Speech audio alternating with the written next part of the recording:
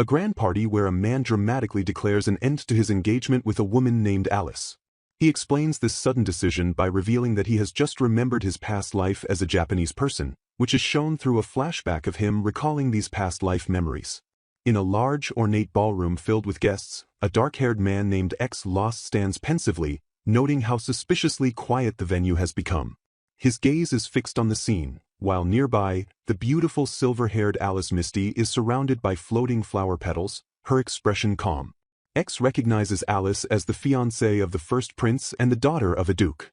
He suddenly realizes that she is a character from a romance game called Lovely Princess that he used to play in his previous life. Despite having been a man in that life, he had enjoyed the game and now identifies Alice as the story's Villainess. X then reflects on his own identity in this world, recalling that he is X Lost, a character who was the least popular in the game's official website poll. He remembers the game's mechanics, including its various endings and the cast of characters, noting that Alice was the primary rival in the love story. He looks across the room and sees the prince, Mace Landry, standing beside the game's heroine, Maria, while publicly accusing Alice of terrible deeds. Prince Mace passionately lists Alice's supposed crimes, claiming she encouraged other nobles to exclude Maria and even hired an assassin to harm her in the shadows. As X watches from the side, he thinks to himself that the Alice from the game he remembers would never have gone to such extremes. This leads him to suspect that the entire scene is a setup, a common plot where a reincarnated heroine frames the villainess with false evidence to secure her own happy ending. The prince firmly declares his intention to break his engagement with Lady Alice. In a stunning turn of events, X steps forward from the crowd and boldly asks Lady Alice to marry him instead. Alice, Prince Mace, and Maria are all shown with expressions of complete shock and disbelief at this sudden proposal. Internally, X reveals that he had always been fond of Alice's character in the game, so much so that he once considered writing a story where she could find happiness. Seeing her genuine sadness in person has transformed his affection for her character into real love. He feels relieved that he had treated her kindly even before regaining his memories and tells the prince that if he plans to abandon her, then he should leave her to him. X continues his plea, looking at Alice with adoration and confessing his love for her, which leaves her flustered and speechless. The prince, enraged by this interference, calls Alice a criminal and demands that X wake up from his madness. X stands firm, coolly warning the prince that he will not hesitate to act if the prince intends to cause Alice any more suffering, all while being overwhelmed by the desire to protect and embrace her. Meanwhile, the heroine Maria confronts Alice, questioning if she feels good about falsely accusing an innocent person. The prince jumps to Maria's defense, threatening to exile anyone who dares to insult her. However, another noble steps in, pointing out that the party is hosted by the king himself and that the prince doesn't have the authority for such actions, suggesting the king's silence is a test of the prince's judgment. The noble continues to challenge the prince, implying that the king is observing his recent actions to determine if he is fit to rule. As the flustered prince orders the guards to seize the man, X takes the opportunity to lead Alice away from the commotion. The guards hesitate to follow when X challenges their loyalty, asking whether they serve the prince or the king. Just then X's father, the commander of the knights, appears and gives them permission to leave, resolving the standoff. Once they are away from the party, Alice apologizes to X for getting him involved in her troubles, and they both agree to call each other by their first names. X, however, refuses to accept her apology, insisting that the fault was his for not understanding her feelings sooner. He points out that the prince could have handled the situation differently, such as annulling the engagement peacefully, but instead chose to humiliate her publicly. He expresses his desire to know her true feelings about the matter. X vows that he will always be on her side no matter what happens. He even promises to support her with all his being if she happens to love another man, as his only wish is for her to be happy. Alice expresses her insecurities, feeling like a defective product, because her engagement was broken off in such a public manner. X passionately refutes this, calling her a perfect treasure in his eyes. He asks her to spend the rest of her life with him so that he can love and protect her always. He continues his heartfelt confession, promising to defend her honor with his sword against anyone who looks down on her. X declares that he loves her deeply, regardless of whether the whole world hates her or even if she doesn't return his feelings. With deep sincerity, he asks Alice Misty one more time if she will be his wife. Overcome with emotion, Alice quietly accepts his proposal. X is filled with relief and joy, reflecting that he had expected her to reject such a direct confession. He realizes that from the moment he regained his memories, his feelings for her transformed from loving a game character to loving her as a real person, making it love at first sight. He makes a silent vow to love and protect Alice forever, certain that his feelings will never change. Their moment is interrupted by the arrival of Alice's father, Reed Misty, the head of the Misty Duke family, who has been looking for her. Duke Misty confronts X, who greets him formally before announcing that he has just proposed to Alice and that she has accepted his offer. He then respectfully asks the Duke for his daughter's hand in marriage. X humbly admits to the Duke that he had previously been a negative presence in Alice's life by ignoring her suffering. He explains that he has now regained his true feelings for her and is determined to spend his life protecting her. In response, the Duke draws his sword and lunges at X in a swift, serious attack. X notes internally that his physical abilities have increased exponentially since his reincarnation, allowing him to perceive the attack and react accordingly. The Duke is impressed that X was able to see the trajectory of his sword, acknowledging his skill as the son of the Knight Commander. X respectfully repeats his request for Alice's hand in marriage. The Duke initially questions what benefit his family would gain from this union. X explains his plan for their families to form a powerful alliance by establishing strong ties with the country's knights, which would greatly increase their influence among the nobility. Understanding the strategic benefit, the Duke gives his consent but sternly warns X that he must be prepared to die if he ever makes Alice cry. He then turns to his daughter, telling her to let him know if X ever causes her any trouble. After the Duke leaves, Alice rushes over to X, concerned that he might be hurt, but he assures her he is fine. She tells him he was very cool during the confrontation, and he finds her concern incredibly adorable. He confesses that he was fully prepared to elope with her if her father had refused, imagining a romantic story of a knight kidnapping a princess. X then playfully gives Alice 3 choices for the rest of the evening. She can return home, stay at his house, or spend the night with him in a cabin he has prepared. A flustered Alice immediately chooses the first option, admitting she is not mentally prepared for anything more intimate, a reaction X finds utterly charming. X agrees to escort her home, promising to continue their courtship properly the next day. Upon his return, he is greeted by his father, Vector Lost, the commander of the knights. His father commends him for acting as a proper knight by protecting a lady. However, X clarifies that his actions were not motivated by duty, but by his deep, personal love for Alice as a woman. His father acknowledges that he had been informed of his son's infatuation. When asked how he managed to get the Duke's permission, X casually says he just asked, conveniently leaving out the part where the Duke nearly cut him in half with his sword. His father, believing the story, promises to fully support their engagement. X then outlines his new life plan. After graduating next year, he will join the Knights and inherit his family's title, a future he once disliked but now embraces for the sake of being with Alice. His father then provides an update on the situation at the palace, revealing that the prince has lost his right to the throne, and his followers, including Maria, have been arrested by the king's order. He mentions that Maria has seemingly gone mad from the ordeal and is now locked away. Looking out a window, X reflects on these events, feeling that he cannot build his happiness on Alice's misfortune. He anticipates that the game's other characters will now see him as a traitor and direct their hatred towards him, but he stands resolute, vowing to protect Alice from any future threats they might pose. X arriving at the grand residence of the Misty family, feeling determined on the day after his proposal. His primary goal is to see his beloved Alice, but he also knows he must formally greet her parents, the Duke and Duchess, to properly ask for their daughter's hand in marriage. Alice comes out to greet him, and X is immediately struck by her beauty, telling her that her smile is incredibly cute and had captivated him. A slightly flustered Alice asks if something is wrong, but X reassures her he was simply lost in admiration for her smile.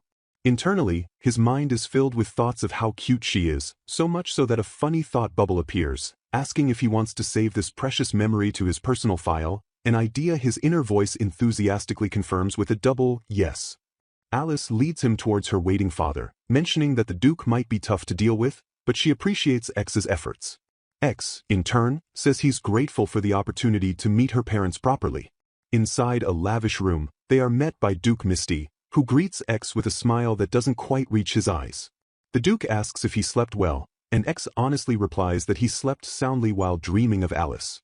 X then turns his attention to the Duchess, complimenting her timeless beauty, which earns him a playful warning that her husband gets very jealous. The Duke's unsmiling eyes seem to confirm this, especially after the flattery directed at his wife. X formally explains that while a proposal was sent, he felt it was important to ask in person. The Duchess is warm and welcoming, telling him there's no need for such formality as they will soon be family, and she even invites him to call her mother-in-law. X is delighted by this, feeling reassured to be on good terms with her. However, the Duke quickly cuts in with a strained expression, reminding X that he has not yet given his approval and sternly forbidding him from using the term father-in-law. Undeterred, X directly asks for permission to marry Alice. The Duchess teases her husband, suggesting he secretly likes X, which he denies. The Duke eventually concedes that he will respect his daughter's wishes. He then issues a stern warning: if X ever makes Alice cry, he will face severe consequences. X meets this threat with unwavering resolve, declaring that if Alice ever cries, it is his sole responsibility, and the Duke would be welcome to strike him down. When asked why he feels so strongly, X simply states that he loves Alice and naturally wants to see her smile always. Moved by this profound dedication, the Duke gives his silent approval, on the condition that X can always protect her. A brief flashback reveals a memory of a younger X asking for Alice's hand, cementing the fact that he was her first love. Back in the present, X rejoins Alice, who was waiting for him. He is once again overwhelmed by her presence, internally calling her an angel and a goddess. Alice nervously asks how the meeting with her father went. X happily reports that he received permission for their marriage, sharing that her father's only condition was that he must never make her cry. He also adds that her mother fully supports their union and wants to be called mother-in-law. Overjoyed, Alice makes a request of her own, shyly asking if X could call her just Alice, without any honorifics. In return, her condition is that she gets to call him just X. They softly say each other's names for the first time, sealing their new level of intimacy. To celebrate, X presents Alice with a plate of cookies, which she notes are a brand she's never seen. He proudly reveals that he baked them himself, a skill he recalls from a past life. Alice is utterly delighted, and with a huge smile, she insists there's no way she wouldn't like them and is incredibly happy. She takes a bite and her expression confirms they are delicious. Watching her enjoy the cookies he made brings X immense joy, making all his effort feel worthwhile. As their time together winds down, he laments that school the next day means he can't stay longer, wishing a day had 50 hours to spend with her. He realizes, however, that it's the limited nature of their time that makes each moment so precious. The following day at school, their presence together causes a stir among the other students, who murmur about the rumors of their relationship being true. Alice feels a bit overwhelmed by the attention, but X reassures her that as long as his love for her is clear, nothing else matters.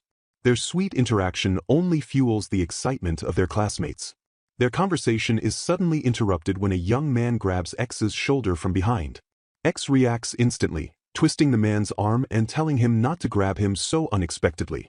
The man introduces himself as Fan Ractor, a name X doesn't immediately recall.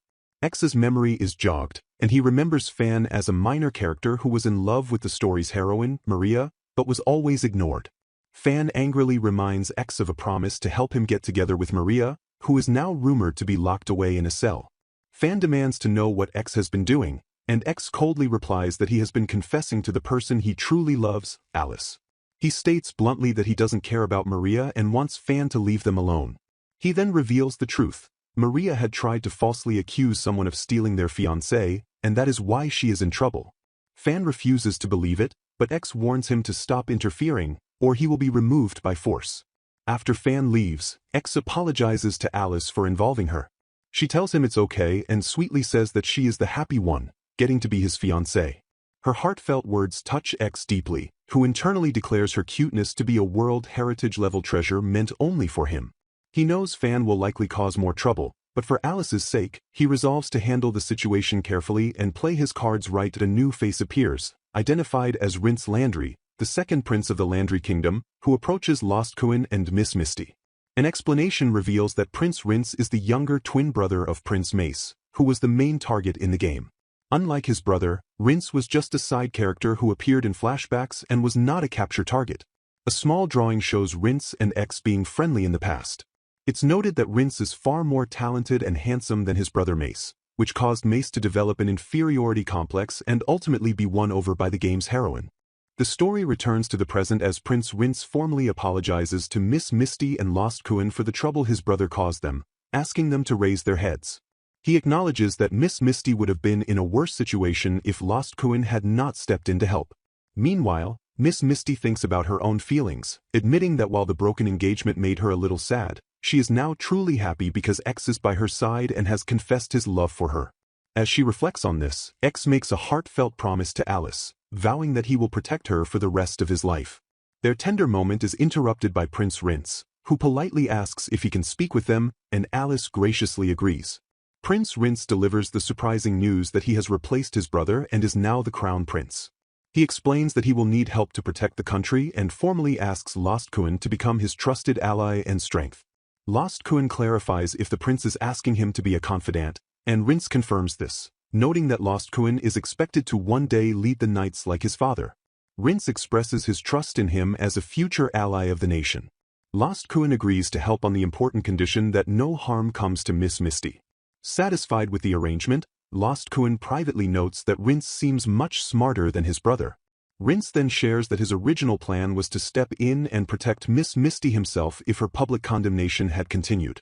Lost Kuin makes his own position clear, stating that he is against Alice becoming the queen for anyone, even Prince Rince, and that he has given up on that path and will find another queen candidate. With this understanding, Lost Kuin agrees to be Rince's confidant as long as Alice remains safe. He then suggests they become friends and start by calling each other by their names. Rince agrees that X can call him by his name and use an informal tone, as long as it's not in public. He then turns to Miss Misty and asks for her permission to occasionally borrow X as a bodyguard. Miss Misty expresses some concern, wondering if X is truly ready for real combat situations, which are very different from simply having sword skills. X reassures her that it will be fine, and she gives her consent. A little worried, Miss Misty playfully tests X, asking what he would do if she felt lonely while he was away on his duties. Without a moment's hesitation, X declares he would immediately refuse the job to stay by her side, proclaiming that Alice is his highest priority. Touched by his devotion, she asks him to speak more informally with her from now on, as she wants to get to know his true self completely. X happily agrees to speak more casually with her, just as Prince Rince returns to fetch him. Rince explains that something concerning has come up and asks X to step outside with him to discuss it. Since they have separate classes that day, X wants to check on Alice first, but Rince assures him it's fine and that he will understand the situation once they get there. X looks on with curiosity, wondering if Alice is busy. They peer into a classroom and see Alice completely surrounded by a crowd of other girls, all chattering excitedly. Rince explains that the girls are likely taking advantage of X's absence to talk to her freely. A slightly dejected X wonders if his own lack of charisma is why people don't flock to him, but Rince reassures him that his turn will come. Seeing that Alice will be occupied for a while, Rince leads X away to talk. As they walk, Rince reveals that he wants to discuss his brother and his former followers, who are now at home reflecting on their actions. He confesses his confusion over how a commoner girl managed to charm them and lead them to become so corrupt, which prompts X to ask if Rince himself has any feelings for the woman.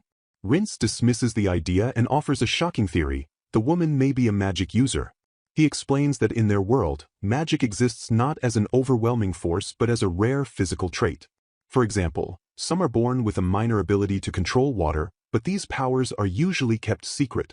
Rince continues his explanation, describing magic as highly unstable and unreliable for things like military use. It can appear suddenly after puberty and vanish just as quickly, or it can last a lifetime from childhood. It's more common in noble families but often skips generations.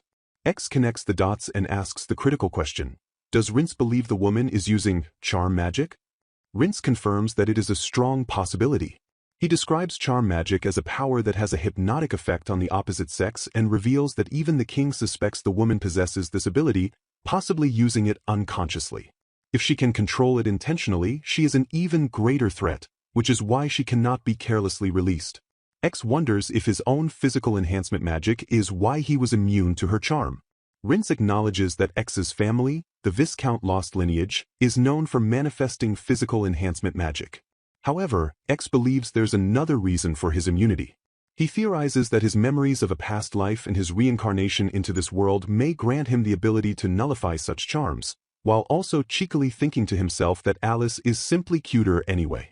Determined to get to the bottom of the mystery, Rince declares he will investigate the woman himself and asks X to come with him for protection. X lets out a sigh, realizing this was the prince's true intention all along. He agrees to help Rince the next day but makes it clear he can't stay long, as his priority is spending time with Alice. Rince gratefully accepts his terms. Internally, X reaffirms his commitment, thinking that while he is willing to be friends with Rince, he would not hesitate to eliminate him if he ever became a danger to Alice. Later, back in the classroom with Alice, X contemplates the situation and decides to seize the opportunity, suddenly taking her hand. He then pulls a surprised Alice into a warm hug, causing the other students to blush and comment on what a lovely couple they make. Although embarrassed by the public display, Alice melts into the embrace and quietly asks him to continue holding her. Afterwards, X apologizes for his sudden impulse, explaining that he couldn't control himself. To make it up to her, he promises to do anything she wants. Alice, who was more flustered than angry, decides to take him up on his offer. With a sly smile, Alice confirms if he'll really do anything, and he promises he will. Her first, simple request is for him to say, "Ah," so she can feed him. X is surprised, admitting he didn't think she was interested in such romantic gestures. Alice reminds him that before she is a noble lady, she is a girl who enjoys these things, which makes X smile at her cute request. Curious, X asks what other requests she has in mind. Alice happily lists her desires: to walk while holding hands, to be hugged from behind, and even to be carried like a princess someday. X enthusiastically agrees to fulfill all her wishes, promising to get to them all, but for now, they start with her first request. With a lunch lovingly prepared by X, Alice holds up a piece of food and tells him to say, "Ah," which he happily does, letting her feed him. He declares the food is delicious but would taste even better if she fed him. Pleased, Alice continues to feed him. In the middle of their meal, X suddenly wraps his arms around her from behind, startling her. He apologizes once more, admitting that remembering all her cute requests made him unable to contain his affection.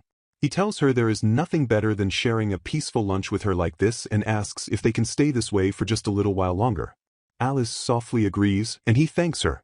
As he holds her, X's thoughts drift to his unwavering devotion. He doesn't care about her designated role as a villainess in some otome game. To him, she is simply Alice, his one and only. He silently vows to protect her smile no matter what, ready to fight the entire world if it ever turned against her. Just as he is lost in his thoughts about protecting Alice from any future challenges, a mysterious figure appears before him. The stranger greets him as X Lost, but then adds a chilling twist, referring to him as a different entity that is merely wearing X's skin. That X is informed that the Emperor himself wishes to have an audience with him. X looks concerned and confirms that he must go alone, and as a large door clacks shut, he feels a bad premonition about the meeting while his companion agrees to wait for him. As another heavy door creaks open, X walks into the throne room, thinking that the man before him may be a different entity wearing the Emperor's skin, a creepy thought that his friend had dismissed. He gives a deep formal bow to the Emperor, who is seated on the throne, and expresses his honor at being granted a meeting.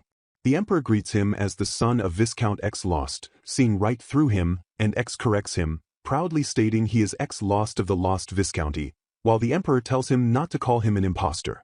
The Emperor confesses that he was unexpectedly entertained when X stole a woman from his own worthless son, remarking that such a fool could never rule the country and that making Linz the crown prince was the correct decision. X looks up seriously and says that even the Emperor cannot be allowed to speak of his own son in such a way. He proudly states his position as the next head of his family, suggesting his love for someone has helped him grow, and the Emperor takes this bold declaration as a form of confession. X, feeling the intense pressure of the situation, asks if he was summoned just for this conversation. The Emperor reveals his real reason for the meeting, explaining that he is curious about how X managed to persuade the very stubborn Duke Misty. X replies that he simply expressed his feelings for Alice to the Duke, though he privately thinks the Emperor would not believe the full story and recalls how difficult the Duke was to deal with. The Emperor then teases him by asking if it was a passionate love confession, which makes X uncomfortable because it sounds like he confessed his love to the Duke, and he asks the Emperor to stop making misleading jokes. The Emperor then becomes serious and makes a request, asking X to protect his foolish son, Linz, if he finds himself in any danger. He explains that X is scheduled to meet the girl who seduced his son next, and X, with a concerned look, asks what the Emperor plans to do with her and Lord Mace, while his inner thoughts confirm his love is only for Alice. The Emperor reveals his intentions for the girl, stating that at worst she will be executed and at best she will be placed under house arrest because her charm magic is too dangerous to be left unchecked. He also expresses concern that his idiotic son might try to run away with her at any moment. X silently considers that if it weren't for the charm magic, exile would have been a sufficient punishment, and while he doesn't care for the girl, he worries that if she is killed, it might negatively affect Alice, and he cannot forgive anyone who would bring harm to her. X agrees to protect Lord Linz but asks the Emperor not to execute the girl so hastily, as he worries that any resulting grudges could be directed at Alice, a burden he would rather bear himself. The Emperor smirks, saying he expected X to say that and that he is counting on him, which makes X suspect this was the Emperor's plan from the very beginning. As X prepares to leave, the Emperor asks if he shouldn't be more concerned for his own safety. X replies that if anything were to happen to him, he would have to rely on the Emperor and the girls, but he promises to do what he can. At a prison, a guard opens a cell door, announcing that an inmate has a visitor. Inside the cell, a young woman named Maria greets X with excitement, believing he has come to rescue her. However, Prince Lin steps forward and clarifies that he is the second prince, Lin's Laundry, not his older brother whom she tried to steal Miss Misty from. Maria is left confused, asking who this new person is. Linz asks Maria if she is fully conscious, and she says she probably is. As she reaches a hand toward him, he suddenly stumbles back, feeling as though he was almost caught by her charm magic, which confirms X's suspicion that she can use it intentionally. Linz leans against a wall, telling X that he can handle the rest and will heal the damage from his earlier tackle, jokingly asking if X is holding a grudge. X tells him his part is done for now and turns his attention to Maria, thinking how troublesome it is that she can consciously use her powers. He greets Maria in her cell and implies that he knows she, like him, is a reincarnated person. Maria, looking through the prison bars, asks if he is truly X and quickly realizes that he must also be a reincarnated. X confirms this by saying that just as she isn't the real Maria, he might not be who she thinks he is. She then asks if he possesses an item that makes her magic ineffective. Before answering, X asks her if she is familiar with the Otome game, Lovely Princess, which she is. He then questions if she framed Alice to seduce the prince, but she strongly denies it, revealing that her actual target was the hidden character, a man she describes as troublesome. X is puzzled by the mention of a ported version of the game and a hidden character, realizing Maria possesses game knowledge that he lacks, which complicates his initial plan for her to make a quiet exit. Maria explains that in the ported version of the game, the engagement cancellation event had to be triggered by the hidden character's butler. X then asks if her goal was to create a reverse harem for herself. X changes his approach and proposes that Maria team up with him by becoming Alice's maid. He explains that this position would not only seem like a natural form of atonement to the public but would also give her the opportunity to build a relationship with the hidden character. Maria chuckles and calls him insane, questioning if he has considered that she might betray him, take over the country, or use her powers to banish the villainess, Alice, to which X calmly replies that he knows that possibility exists. Maria giggles at his confidence and asks if his plan is enough to get her out of her current predicament. X assures her it will be fine but sternly warns that if any harm comes to Alice, he will not hesitate to cut her down. He then prompts her to consider why he and Crown Prince Linz were the ones sent to deal with her. X explains that the king likely saw through her charm magic and acting from the start and sent them to find a way to use her abilities effectively. Maria smirks, acknowledging the crafty king's intelligence, and accepts that X's offer is her only path toward her desired outcome, sighing at how her life as an Otome game heroine has turned out. Suddenly, Maria bursts into laughter, finding the whole situation hilarious. X asks if she would have preferred to be condemned as an eccentric instead. They then ask each other about their reincarnation experiences. She reveals she was reincarnated as a child, while he says his occurred during an engagement annulment. Maria confesses that she was terrified when she was reincarnated because she suddenly found herself in a completely different world, a feeling she compares to being kidnapped. In contrast, X states that he has never felt fear and was only focused on saving Alice, regardless of who he became, because she is the person he loves most, not just a favorite character. Maria looks at him with admiration and says she envies his ability to live so true to himself. X simply states that there is no point in holding back in the face of Alice's cuteness. He extends his hand for a handshake to formalize their cooperation, and she accepts, agreeing to become Alice's maid. Later, Alice is surprised when X tells her she will be getting a new maid. He explains that it is someone she already knows who wishes to atone for her past actions. Alice recognizes Maria from the party and apologizes for what happened, but Maria tells her not to worry. Maria then says she understands why X fell for Alice, calling her both smart and cute. When Alice asks if she was aware of the situation back then, Maria admits she was and feels partly responsible for not intervening. As they talk, X gently holds Alice's hand and reassures her that he will protect her. Maria comments that doting on Alice is X's privilege but playfully suggests he should share her a little now that she is her mistress. Alice shows a hint of jealousy and tells Maria not to get too close to X, a possessive reaction that secretly makes X incredibly happy. Alice agrees to accept Maria as her maid, but with one condition. Alice's condition is that there must be no indecent acts between them, specifically defining this as holding hands, kissing, or calling each other's names in an intimate way. Maria agrees to this promise and asks for permission to report to X for her work duties. With the terms agreed upon, Maria formally introduces herself and asks Miss Alice Misty to allow her to serve by her side. Maria playfully teases Alice, saying X seems like a handful, but Alice quickly denies it. Nearby, X stares intently at them, and a graphic shows his Alice folder of videos being rapidly filled. Maria and Alice decide how to address each other, settling on being informal when they are alone, and with that, the unlikely situation of the game's heroine becoming the Villainess's maid officially begins. However, X knows they cannot fully trust Maria until her personal issues are resolved. He believes that having someone with knowledge of the Otome game beside Alice will make it easier to handle any future problems. With this in mind, he approaches the Misty House butler, Berries, to discuss placing Maria under surveillance. X asks Berries to take on the task of watching Maria, and Berries asks why he was chosen for this role. In his mind, X knows it is because Berries is the hidden capture target from the ported version of Lovely Princess. Out loud, however, he simply states that it is because Berries is Alice's butler. Berries explains that his duties are more akin to a guard, as he is skilled in combat and primarily handles schedules. Berries reveals he has already heard rumors from the head butler that the new maid can use magic, leading X to conclude that the Duke must have intentionally leaked the information. Berries notes that since charm magic is less effective on the same sex, the other servants can likely handle her by watching out for each other. X confirms this is precisely why he needs Berries, a handsome and capable man, since he cannot always be by Alice's side himself. Berries points out that as a man, he would be at a disadvantage against her magic. X leans in and whispers the truth: the new maid can use charm magic. The perceptive butler immediately asks if he is being recruited. X confirms this, revealing his plan to build a small, loyal team to support Alice when they marry, and Berries is his first choice. Berries sighs, feeling he has no choice but to accept. X applies pressure by warning him that if he refuses, Alice will feel lonely, something he will not permit. When Berries worries about what might happen if he falls under her charm, X gives a chilling reply, telling him to simply give up and become a sacrifice. X anticipates that Maria will aggressively pursue Berries. X's master plan is for Maria and Berries to end up together, allowing him to recruit both of them into his household to ensure Alice's complete safety.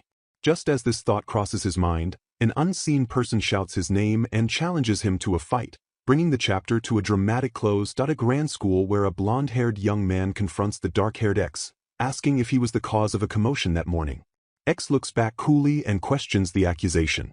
Nearby, other students are seen gossiping amongst themselves, wondering why the new maid has become Lady Misty's attendant and referring to her as a witch. A beautiful blonde girl named Alice stands calmly, thinking to herself that the whispers are to be expected. The students murmur that this is what happens when someone who had their engagement broken, like Alice, decides to hire the very person who caused it to become her servant. A small, cartoonish version of a character interjects in a thought bubble, stating that the situation was not just an attempt but a clearly planned event. Another thought expresses concern about bringing the new maid, Maria, along for fear of attracting more trouble, but this is countered by a strategic thought to use the situation to get rid of troublemakers and improve Alice's public image at the same time. Suddenly, a young man with light brown hair named Fan Raha appears, looking shocked and furious to see Maria in a servant's uniform. He angrily demands to know why she is dressed that way. Standing beside Alice, X watches as Fan Ra, overwhelmed with emotion, declares that he cannot stand by silently after Maria was falsely accused and humiliated. With a flash of steel, Fan Ra draws his sword and, clenching his fist, challenges X to a duel right then and there. Fan Ra passionately declares that if he wins the duel, X must set Maria free. X calmly asks what Fan Rata will offer if he is the one who wins, to which Fan agrees to do anything X says. They arrange to meet at the school's training ground after classes. A tiny character frets over the promise that was made, but is reassured that everything will be fine, though there is still worry that X might get hurt. Fan Rata eagerly accepts the terms, shouting for X to prepare himself for defeat. Later, a character reflects that Fan Rata likely initiated the conflict because he is consumed by feelings that will never be returned, noting that such one-sided emotions can sometimes lead to madness. The scene then shifts to a tender moment between X and Alice, where she thanks him and says she accepts all of his feelings. X gently takes her hands and reassures her that he not only accepts her feelings but will show his in return, telling her everything is okay. At a small, glasses-wearing chibi version of X thinks about how much he wanted to embrace Alice in that moment and then wonders why she chose to make Maria her servant. The story provides some context about a popular media franchise called Lovely Princess, which includes sequels, alternate timelines, and numerous side stories. A small chibi Alice explains this to a bewildered X, admitting that even she doesn't understand all of it. The blonde young man from the beginning reappears, warning X that Maria could be a dangerous person in many ways and explains that in the story, Alice is actually the villainess. However, a thought bubble questions this, asking if X isn't actually more dangerous than Maria and revealing the existence of an unpopular storyline where X himself is a romanceable character. Alice is shown with a determined expression, thinking that even if she were to condemn the heroine, it wouldn't erase her own painful memories, which is why she is so resolved to protect her. A strategic thought reveals a plan to use charm magic as a tricky way to protect Alice in an emergency, as she remains the primary focus. The scene changes to after school, where a massive, cheering crowd has gathered at the training grounds to witness the duel. A sad-looking Alice walks through the crowd, as a narrative box explains that she tends to blame herself for everything, always pushing herself into a corner rather than resenting others. At the dueling ground, Alice approaches X with concern, noting he seems less energetic than usual and asking if she can help in any way. The blonde young man remarks that it's surprising to see X fighting for a woman, but X clarifies that he is doing this for Alice's sake. He reassures a worried Alice that he is okay and won't be defeated so easily. A small thought wonders if Alice has noticed the subtle changes in him. Looking at Alice, X asks if he can have a reward from her if he wins the duel. When she agrees, he cheekily asks for a kiss, which makes her blush brightly. She consents, hoping it will boost his spirits. Feeling motivated, X thanks her and says that now he absolutely cannot lose. Just then, Fan Rata arrives, commenting that he is glad X did not run away. The terms of the duel are set. If Fan Rata wins, Maria is freed, but if X wins, Fan must grant him any wish. X inspects his training sword, noting its lightness and lack of durability compared to his own weapon, and decides that deflecting strikes will be a better strategy than trying to block them. The duel begins with a loud shout of, "Start!" Fan Rata immediately lunges forward, swinging his sword down in a powerful arc. However, X sidesteps the attack with ease, causing Fan to stumble forward off balance and look back in shock. A voice narrates that one should never be so surprised in the middle of a fight. X continues to effortlessly evade every one of Fan Rata's desperate swings, as shown in a series of small panels where he simply dodges each attack. Fan Rata grows increasingly frustrated, yelling at X to stop running and fight him properly. X coolly replies that if he were to fight seriously, the match would be over far too quickly, and he wants to clearly show the vast difference in their abilities. As the one-sided fight continues, a voice tells Fan Rata that he cannot win in his current state. Fan shouts back defiantly, angered that X is using someone he doesn't even truly like as an excuse for his actions. In the audience, chibi versions of Alice and the blonde man watch on, with the blonde man sarcastically cheering that Fan is trying his best. The duel reaches its swift conclusion as X disarms Fan Rata, sending his sword flying. The winner is officially declared to be X standing over his defeated opponent. X tells him that throwing a childish tantrum will not get him what he wants. Alice watches from the sidelines, thinking to herself that while it's nice to see X excited, it is a little embarrassing in front of such a large crowd. Spectators rush toward X, asking if he is all right after fighting against a sword barehanded. After the match, a question is raised about what to do with Fan Rata, and X simply says that he has given him some advice, and the rest is up to him. X then turns his attention to Alice, kneeling before her and dedicating his victory to her. In a grand gesture before the entire crowd, X kneels on one knee and takes Alice's hand. The onlookers are stunned, with some shouting that it looks like a marriage proposal and others remarking on how bold and lovely the scene is. X makes a solemn promise to Alice, declaring that he will fight for her from now on and will defeat any opponent that stands in their path, asking only that she believe in him and stay by his side. Alice looks on, completely surprised by his sudden declaration. X's inner thoughts reveal his strategy. By publicly demonstrating his overwhelming strength, he will deter others from bothering Alice. He also admits to himself that he wanted to look cool in front of her. His plan works perfectly, as the students begin to whisper among themselves, establishing a new unspoken rule at the academy to never cross the Knight Commander's son or his fiancée. Later, X visits a recovering Fan Rakta and confronts him directly, asking if he ever truly cared for Maria. Fan defensively yells that it's not true, clearly agitated. He accuses X of coming only to mock him, but X says something unexpected. He tells Fan that he actually thinks he's amazing for challenging him with false feelings and for having the courage to push forward with his plan anyway. X continues his analysis, telling Fan that his core issue isn't envy but loneliness, and that his actions were an attempt to feel what it's like to be a hero who helps others to validate his own existence.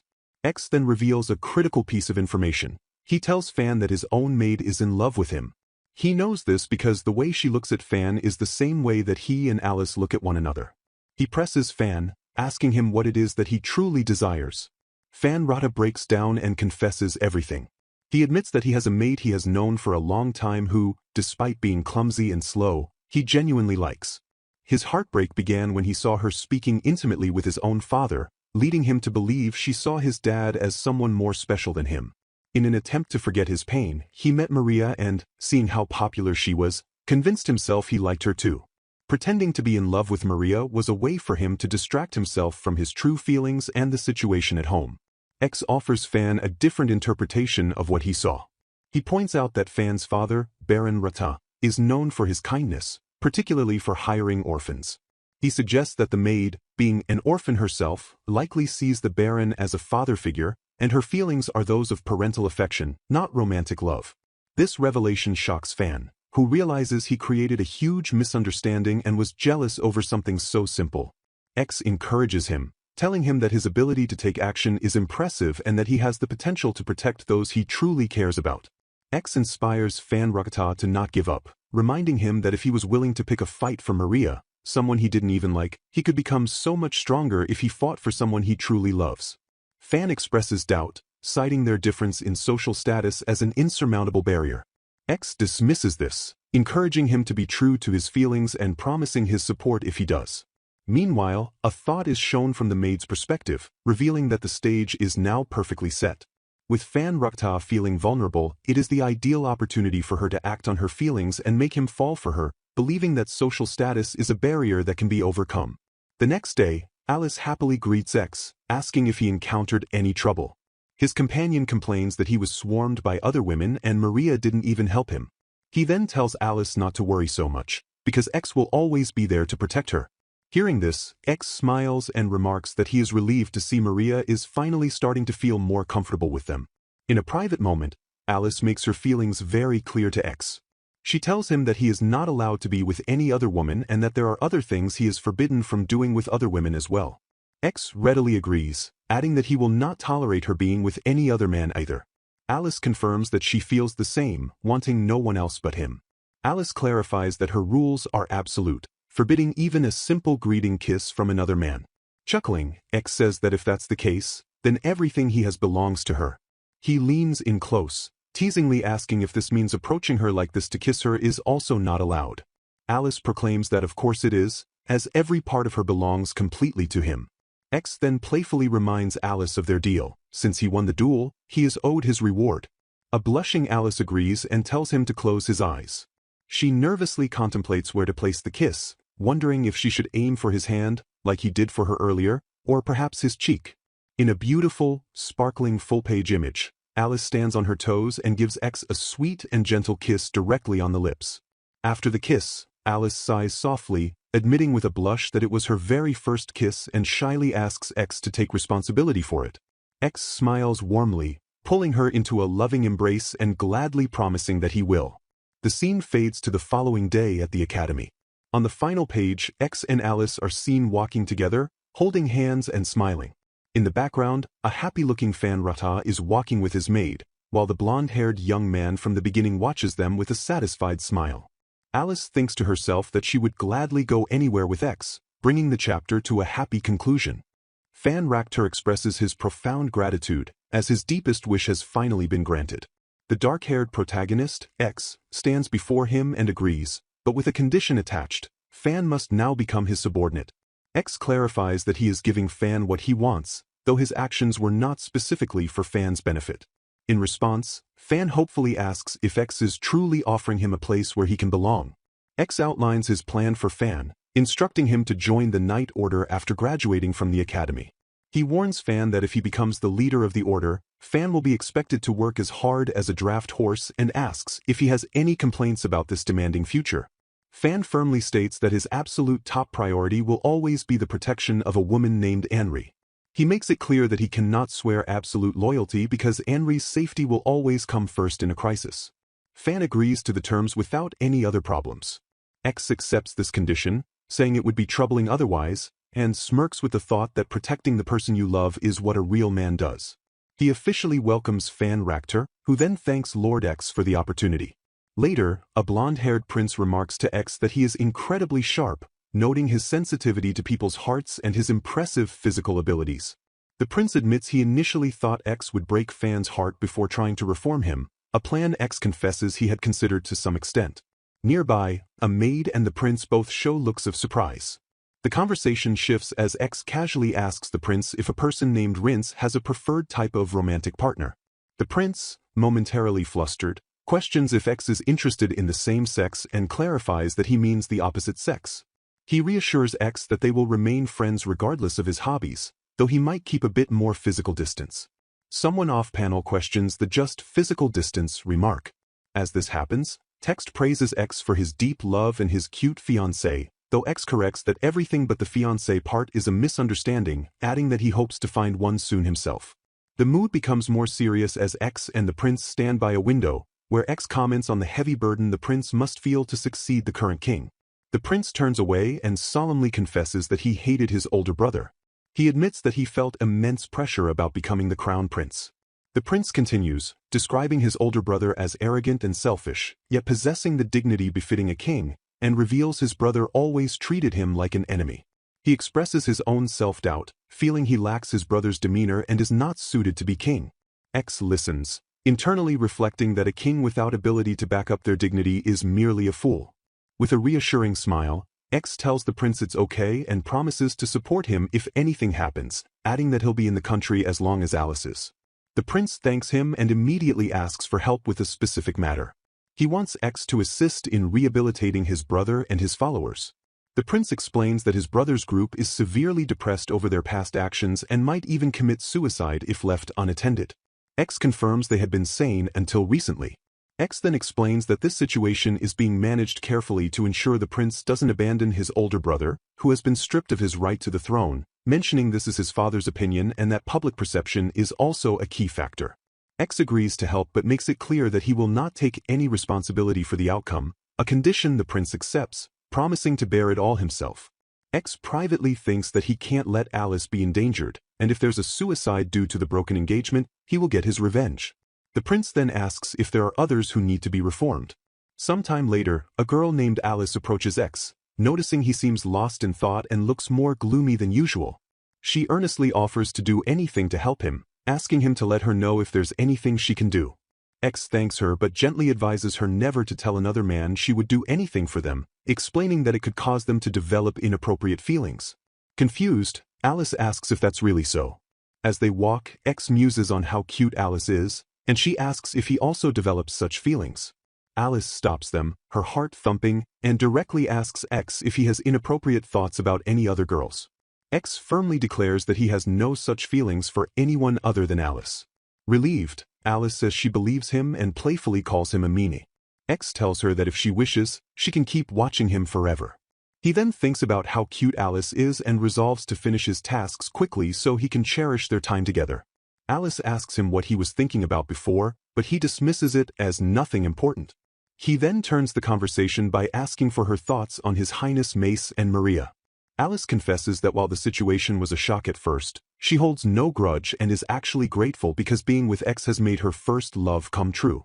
X is visibly stunned by her confession of a first love, his heart pounding as he realizes with shock that Alice may have liked him from the very beginning. While he processes this, Alice is feeding him, and he tells her that she is very kind and shouldn't blame herself for anything. X's mind races as he observes Alice's newfound mental strength, attributing it to her growing dependency on him. He clutches his chest, thinking that dependency is the best, and even finds himself wishing she would become more of a yandere. His imagination briefly pictures a possessive Alice declaring her love and her intent to confine him. Meanwhile, Alice happily enjoys her food, content as long as X is by her side. X later visits his older brother, Mace, who is sitting alone in his room. Mace bitterly asks if X has come to laugh at his downfall. X dismisses the accusation, saying he came to check on Mace after hearing he was feeling down. Mace laments that he did something terrible to Alice, and X informs him that after the engagement was broken, he properly proposed to her. Mace accuses X of taking everything from him. X states that Mace ending up alone is his punishment for making Alice suffer and for trying to belittle others. Mace retorts that he would have been fine losing everything if he could have been with Maria, even at the cost of Alice's suffering. Hearing Mace dismiss his downfall over such a thing causes X's hand to twitch with anger. Mace admits he knew Maria liked someone else but was too impatient to do anything about it. Seizing the opportunity, X proposes a match between them. If Mace wins, he will get another chance to see Maria, but if he loses, he must do as X says. Mace accepts, determined to win regardless of X's schemes. X internally declares this the perfect chance to settle the score for what Mace did to Alice. At the dueling ground, Mace questions why X is unarmed. X explains it's a handicap because he would win too easily otherwise, and he also bans the use of his own right hand. The rule is simple: the first to make their opponent admit defeat wins. An enraged Mace warns X not to underestimate him. The duel begins, and Mace attacks with a textbook sword swing, which X easily dodges. X notes that while Mace is fast, his predictable patterns are easy to avoid. A panting Mace yells in frustration, asking how X can evade him so perfectly. Mace launches another desperate attack, but X zooms past him effortlessly. X thinks that although Mace is strong, he is many times stronger. Mace screams, unable to understand why he can't land a single hit. X reveals that the secret to his strength is having someone to protect, something Mace wouldn't understand. Mace calls the idea ridiculous, but X disagrees, stating that protecting someone is what makes people truly strong. As Mace yells for him to shut up, X grabs his sword arm and lands a powerful blow. Standing over him, X asks if Mace is satisfied now that he's just a miserable prince. X tells the defeated Mace that he is no longer the crown prince and must make an effort to contribute to the country's development if he dislikes his situation. Mace finally admits his defeat. After the duel, X reflects on his own power, realizing he achieved this crushing victory without using any of the body enhancement magic he possesses from his reincarnation. He wonders how dangerous he would be if he used it and questions if his strength is a reincarnation bonus, that he should perhaps hold back more. The blonde prince approaches, remarking that X's swordsmanship has become even more impressive lately. The prince then thanks X for properly helping Mace, noting that he could see the relief on his brother's face when he lost. X dismisses the thanks, but his internal thoughts reveal a chilling alternative. He was considering assassinating Mace if he ever became a threat to Alice. The prince asks where X is heading next, and X, clenching his fist, replies that he is going to Duke Misty's residence to meet Alice's stepbrother. His final thought is a somber reflection on the idea of holding Alice with hands that have killed people. Duke Misty's dark basement, where a character asks for trust before a figure steps out of the shadows. It is X Lost who reveals himself to the Duke's adopted son, Gates Misty, a man who clearly resents him. Gates reacts with pure rage and shock upon seeing X. X calmly stands before Gates, who is now imprisoned behind bars, and delivers the grim news that this cell will be his home until he dies. He explains that Gates is no longer of any use because Duke Misty has adopted a new son. Gates cries out in disbelief, convinced that his stepfather would never abandon him like this. But X coldly informs him that he was never truly loved by the Duke's family to begin with. X then presents the trapped Gates with two choices for his fate. He can either be left to die alone in solitude or accept a mercy killing, for which X claims to have the Duke's permission. As X turns to leave, he warns Gates that if he is left alone, he might face an even more miserable end like poisoning or starvation. Overcome with terror, Gates breaks down completely, screaming that he doesn't want to die. Seeing his desperation, X offers him a single path to salvation. Gates must abandon everything he has ever known and become X's tool as payment for his past actions, an offer which the desperate Gates immediately accepts. As his new master, X issues his first command with a stern warning. Gates is to never lay a hand on Alice, or X will kill him on the spot. Gates quickly agrees, sealing his fate of absolute obedience to X's orders. With this dark deal settled, X wonders if he has managed to prevent a future catastrophe. The scene shifts to a well-lit room where Light Charles, the second son of Duke Charles, is having a conversation. He asks X to keep him company until his brother Peter arrives. In a separate moment of negotiation, an agreement is made to arrange a date with someone named Varys. During their conversation, Light mentions that he heard X is engaged to Duke Misty's daughter and admits he is now thinking about getting engaged himself, a thought he never had when his brother was the heir. He then cautiously asks X if he knows a girl named Maria. Light clarifies he was only asking because Maria was the cause of his brother's downfall. The two decide to speak more informally, agreeing to use each other's first names. Light compliments a cookie, surprised to learn that X baked it himself, and praises him for being skilled with both a sword and in the kitchen. Light confesses that he has been having sleepless nights due to the pressure of becoming the next head of the ducal family. X offers him reassuring advice, encouraging him to take things one step at a time. A grateful Light asks X to continue giving him advice in the future, but their conversation is cut short when a servant announces that Light's brother, Peter, has arrived. Peter Charles bursts into the room, his face filled with rage as he confronts X. X calmly tells Peter that Maria is now working as Alice's maid and has found happiness with another man. Peter explodes, blaming X for his unhappiness and refusing to believe Maria would serve that ugly woman, insisting that Maria should love him. He lunges forward and grabs X, who effortlessly stops the attack by seizing Peter's hand. X threatens to break his hands if he continues to insult Alice with his filthy mouth. X then explains to a seated Light that harsh actions are sometimes necessary for fools who have nothing but pride, an observation Light seems to find educational. He warns Peter that while he can object, his life will not be guaranteed if he demeans Alice again. Peter, now terrified, calls X a monster as X approaches him with a message from Maria. X presents a hairpin, explaining that Maria is returning the gift Peter bought for her because she no longer needs it. X adds a cruel lie, telling Peter that Maria was laughing about his poor taste. As Peter collapses in despair, wondering where everything went wrong, X tells him his arrogance and easily broken spirit make him the perfect puppet. He then extends an offer, asking if Peter will agree to become his puppet. Later, X is with Alice in a sunlit garden, reflecting that she is the most important person in the world to him and that he must work from the shadows to protect her. Alice asks him what he would do if she did something bad, then answers for herself, saying she would always trust him because she believes he would have a good reason for his actions. Pleased by her unwavering faith, X asks if that means she will always be his. Alice giggles and confirms it, adding that he is also hers and she'll be angry if he ever cheats. Feeling sleepy, X asks for a lap pillow, and Alice happily agrees. As he rests his head on her lap, she gently strokes his hair, remarking that he feels too light and that his hair is beautiful. X feels all his fatigue melt away in this peaceful moment, realizing that this is why he has fought so desperately. With only one target remaining, he looks up at Alice and asks her to go on a date with him. A young woman with blonde hair appears completely flustered as she processes the meaning of a date, realizing with a blush that she and X are about to have one together. Her companions confirm that among common people, their planned meeting is indeed called a date.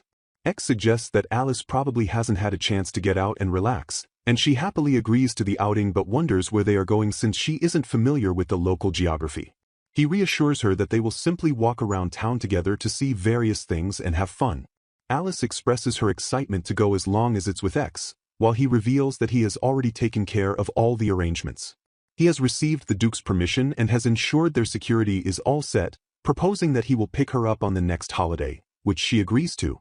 Later, X returns home and greets his father, a powerful man known as a war demon, who looks imposing but is considered a bit of a muscle brain and prefers to leave boring tasks to his subordinates. X asks his father if he has ever met someone stronger than himself.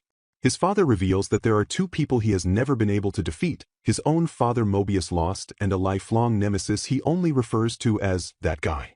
X is surprised by this unexpected development that feels like something out of a shonen manga, especially since the Otome games he knows didn't have events like this. His father explains that he can't discuss the matter now, but X will come to know about it eventually, admitting that he cannot defeat this nemesis. Driven by a desire to protect Alice, X feels he needs more power and clenches his fist, asking his father if they can spar for a little while. The father agrees to a serious match, noting that they cannot fight at the regular training grounds as it might get destroyed, and with the use of physical enhancement magic, he declares the start of their duel. Their spar is intense, filled with the sounds of clashing weapons and swift movements as they trade blows.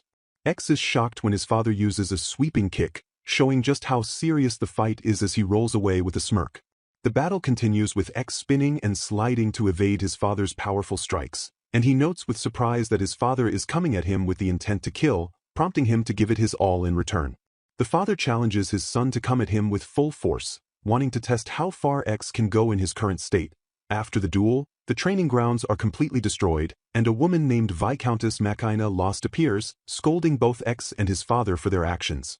X apologizes and takes full responsibility, explaining that it was his idea to invite his father for training. The Viscountess observes that her son seems to have changed and has become a completely different person.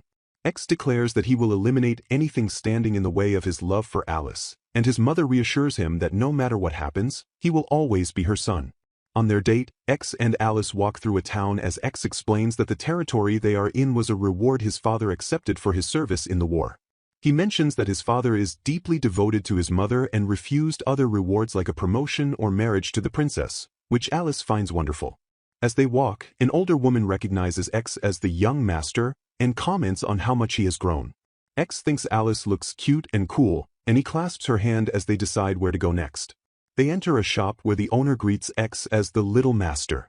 X introduces Alice as his fiancée, and the shopkeeper remarks that the rumors of him taking her from the prince were true.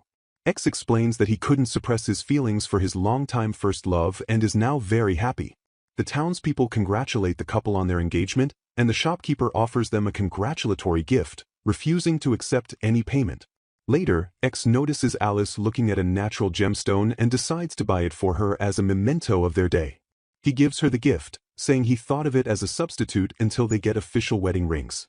Alice is overjoyed to receive a gift from X and promises to treasure it, then says she would like to give him something in return. Their peaceful day is interrupted by a group of men who have been ordered to beat X up. One of them taunts X for carrying a burden, but X rushes forward protectively and declares that Alice is not a burden. He tells the men to get lost, warning them that if they harm Alice, they will say goodbye to this world. He gives them a count of 10 to surrender or face him, and when one thug lunges for the woman, X swiftly kicks him away, declaring that she is a precious person to him. After the confrontation, X apologizes to Alice for scaring her and says he can only think of one person who holds a grudge against him. He tells her there is one last place he'd like to go and asks her to keep her eyes closed for what they are about to do. Alice agrees, and X gently lifts her into his arms to carry her princess style. He tells her she can open her eyes, revealing they are in the most beautiful flower field in the area, leaving Alice amazed by the incredible view. Alice asks how long he plans to carry her and playfully asks him not to treat her like a child. X offers to set her down, promising to carry her like a princess again later. When she asks to be treated like an adult instead, he leans in close, asking if she wants him to treat her even more like an adult, which leaves her flustered and speechless. X then gently embraces Alice, telling her he loves everything about her, including her cute sides and the moments she endures hardship. Alice looks up at him and asks if it is selfish of her to not want to go home. She confesses that she also wants to be by his side, and as they hug tightly, X vows to never let go of her hand, promising to always be by her side no matter how many decades pass or even if he is reborn. This moment strengthens his resolve to become stronger so that he can protect Alice from anyone who might interfere. The scene then cuts to a restaurant where a smiling young man with light-colored hair holds a glass and greets X, saying that it has been a while and that he has been waiting for him. That X enters a bustling establishment where patrons are dining, and he approaches a merchant's son known as Marquez Stereo, noting that it has been a while since they last met. As X sits down, Marquez questions his presence and brings up recent rumors about a merchant involved in human trafficking, subtly probing to see what X knows. Suddenly, X shows a look of disgust and clutches his mouth as if ill, having seemingly fallen for a trap by spilling a drink all over his white shirt. Marquez reveals his scheme, asking with a smirk how X is still conscious after being given a large dose of a potent poison. As X questions who they are, Marquez and his associates declare themselves to be Prometheus, a group destined to change the world, while unsheathing a blade and making it clear that no help will arrive.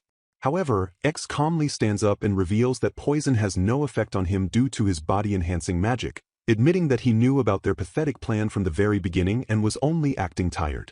The attackers are stunned that he can still move, and their leader furiously orders his men to kill him. What follows is a maelstrom of action as X effortlessly dispatches the attackers, offering them a chance to surrender before continuing his assault. With swift kicks and powerful throws, he sends bodies flying through the air and crashing through windows, all while calmly stating he's in a good mood today. Even as the remaining men try to regroup, X moves silently and continues to take them down without any trouble. As the fight settles, X quietly wonders if his actions to protect a girl named Alice have altered events, recalling that Marquez was never such a dangerous person in the original story he knew. Just then, a blonde-haired man arrives, observing the chaotic aftermath X has created and noting that he was worried X might cause trouble. The man identifies a dangerous drug called Prometheus, which is named after the very organization X just fought and is known for temporarily boosting physical abilities at the cost of severe addiction and hallucinations. He then makes a request for X's help in eradicating this drug from their country, emphasizing that it's a serious problem and that Alice's safety is at stake. He explains that by taking on this illegal organization, X will become a secret hero whose new fame will spread throughout the town. This popularity will then act as a shield to protect a woman named Miss Misty and ultimately benefit the entire nation, though X internally reaffirms that he is only doing this for Alice. Later, in a grand room, the blonde man, Prince Rince, asks X about his familiarity with the neighboring Salver Kingdom. He describes it as a friendly country with a long-standing relationship, serving as a major fishing nation and a vital trade gateway, but he warns that its political situation is currently very unstable. The previous king was assassinated, and the new crown prince has been unable to stabilize the country, leading to a rise in illegal drugs and human trafficking, all orchestrated by the very same organization, Prometheus. Prince Rince reveals he is heading to the Salver Kingdom in 2 days under the king's orders, and as X tries to leave to avoid getting involved, Rince grabs him and stops him. The mission is to uncover the source of the drug and eliminate its import routes by having X or his brother investigate by courting the 2 princesses of Salver. The scene then introduces Princess Manaria Salver and her younger sister, Princess Cynthia, who greet their visitors. X introduces himself, and Princess Manaria recognizes him as the rumored knight from stories spreading in neighboring countries about a hero who saved a duchess from an evil prince. This leads to a light-hearted moment where Rince, the evil prince from the rumors, tells them not to shift the conversation to him, while X and Manaria playfully acknowledge his title. Princess Cynthia appears very nervous around the newcomers, and X kindly reassures her that they are there to build a friendship and should take their time getting to know one another. As Manaria observes that Rince and Cynthia seem to be getting along, Rince suddenly makes a bold proposal, asking Cynthia to come to his country as a consort anytime she is willing, admitting that his spontaneous offer has ruined the courtship lines he had prepared. While X speaks privately with Princess Manaria, Rince watches Cynthia and confesses that it was love at first sight for him. He finds her appealing because she seems like she would have a cute reaction to being teased, and as he holds her hand, he declares that even if it's a political marriage, he would much prefer to be with someone he genuinely likes. As the group prepares for an evening party, X forms his own plan, intending to gather information on Prometheus before slipping away to trace the source of the drug and take them down alone. Prince Rince advises him to be careful, but X confidently states that no opponent is a match for him, as he is determined to finish the mission quickly and return to Alice. The stage is set for the evening party, where nobles involved in the drug trade are likely to be present, and the mission is about to begin. A message is displayed from X Dano, who is the son of the highly skilled Vector Dano, revealing his plan to visit a party that evening with Count Fredette and present a special gift. A man who trained with Vector Dano smirks with anticipation for the enjoyable night ahead as he recalls his old master's incredible skill. Later, at a grand party filled with chattering guests, a royal announcement begins, capturing everyone's attention with practiced skill. X is seen standing in the crowd as it is officially declared that the second princess, Cynthia Salver, is now engaged to Prince Rince Landry, the second prince of the Landry Kingdom. Following the announcement, X approaches Count Fredette and greets him warmly. X introduces himself as X Lost from the Viscount House of Lost, explaining he is there with Prince Rince. The Count, holding a glass of wine, replies that he came to the party alone, leaving his wife at home. X then brings up the new business that he has heard the Count recently started, and his tone shifts dramatically. With a cold expression, X warns Count Fredette to withdraw from his business venture if he cares about his family, telling him his life could end tonight if he refuses. The Count reacts with anger and confusion, shouting that X is speaking nonsense and demanding to know what he is talking about. Seeing the Count's furious response, X calmly sighs to himself, realizing that his attempt to persuade the man has failed. In a flashback, Count Fredette is seen outdoors conducting his business with a group of men. He hands a payment to a bald man, who questions if it is wise for a nobleman to be seen dealing with them so openly. The Count reassures him, explaining that with everyone distracted by the princess's engagement, nobody will interfere, and he has few people he can trust for the job anyway. Suddenly, X appears behind the men, startling them as he agrees with one of them that they are all just small fry. When one of the men aggressively asks who he is, X smiles calmly and replies that he is merely the son of a passing knight commander before swiftly striking the man down. The bald man scoffs at X, calling him a foolish noble kid with an unnecessary sense of justice. X's expression becomes dangerously serious as he tells the men he knows his actions are a waste of time. He states that because of them, he is losing precious moments he could be spending with his beloved Alice, and he coldly tells them all to just disappear. Taking this as a threat, the remaining men decide to attack him all at once. The scene explodes into action with sounds of intense fighting as X effortlessly battles his opponents, sending them flying with powerful strikes. The bald man attempts to flee but is quickly cornered by X. In shock, the man recognizes X as the son of someone he calls Hercules, and impossibly questions how he was able to get there. He mutters that if the father is a monster, then the son must be one as well. X ignores the comment and instead asks about the extent of the man's influence and a group known as Prometheus, noting that he never expected to hear his father's name, Viscount Lost, in such a place. Without waiting for a full answer, X dodges an attack and lands a decisive blow on the man, thanking him for the information he provided. The ground is now littered with the defeated bodies of the Count's associates as X glances over the scene he has created. X sighs with frustration, thinking that this whole situation is becoming a hassle and a distraction from his real desire, which is to be with Alice. He reflects on his father, Mobius Lost, and his lifelong nemesis, realizing that Prometheus is the enemy his father was never able to defeat. Back at the royal party, X presents the captured criminals to King Salver on behalf of Prince Rince, explaining they were dealing a drug called Prometheus, and that their capture is a gift to celebrate the engagement. The king praises X for his excellent work. King Salver is deeply impressed with X for single-handedly dealing with such a major threat to the kingdom and offers him a noble title if he agrees to stay in Salver. X politely declines the generous offer, explaining that he must return to his own country where his beloved fiancée is waiting for him. Prince Rince accepts X's decision and extends a warm invitation for him and his fiancée to visit anytime in the future. X announces his immediate departure, stating that he will run back and should arrive by morning, before vanishing in a blur of motion. X's only thought is to see Alice again as he rushes home. His incredibly fast return shocks everyone, who wonder how he could have possibly traveled from the Salver Kingdom so quickly. Alice is also surprised to see him, questioning how he came back from the neighboring country when it was supposed to be his day off. X simply explains that he ran because he wanted to see her, mentioning that he is faster than any carriage. X pulls Alice into a tight embrace, telling her how painful it was to be separated from her for even a single day. Alice hugs him back just as tightly, confessing that she was also very lonely without him. She admits that she never realized how long a day could feel or how painful it would be to be apart from him. X gently caresses her cheek, saying that while he has much to tell her, there is something more important to do first. Holding her face in his hands, X looks lovingly into Alice's eyes and softly says, "I'm back." Alice looks up at him with a gentle smile and warmly welcomes him home. Later, while they are sitting together, Alice asks X about Prince Rince's engagement. X confirms the news, adding that because rumors about him and Alice were circulating, no one paid her much attention at the party. Alice shyly admits that she was a little worried that X might have become interested in one of the two princesses in the Salver Kingdom.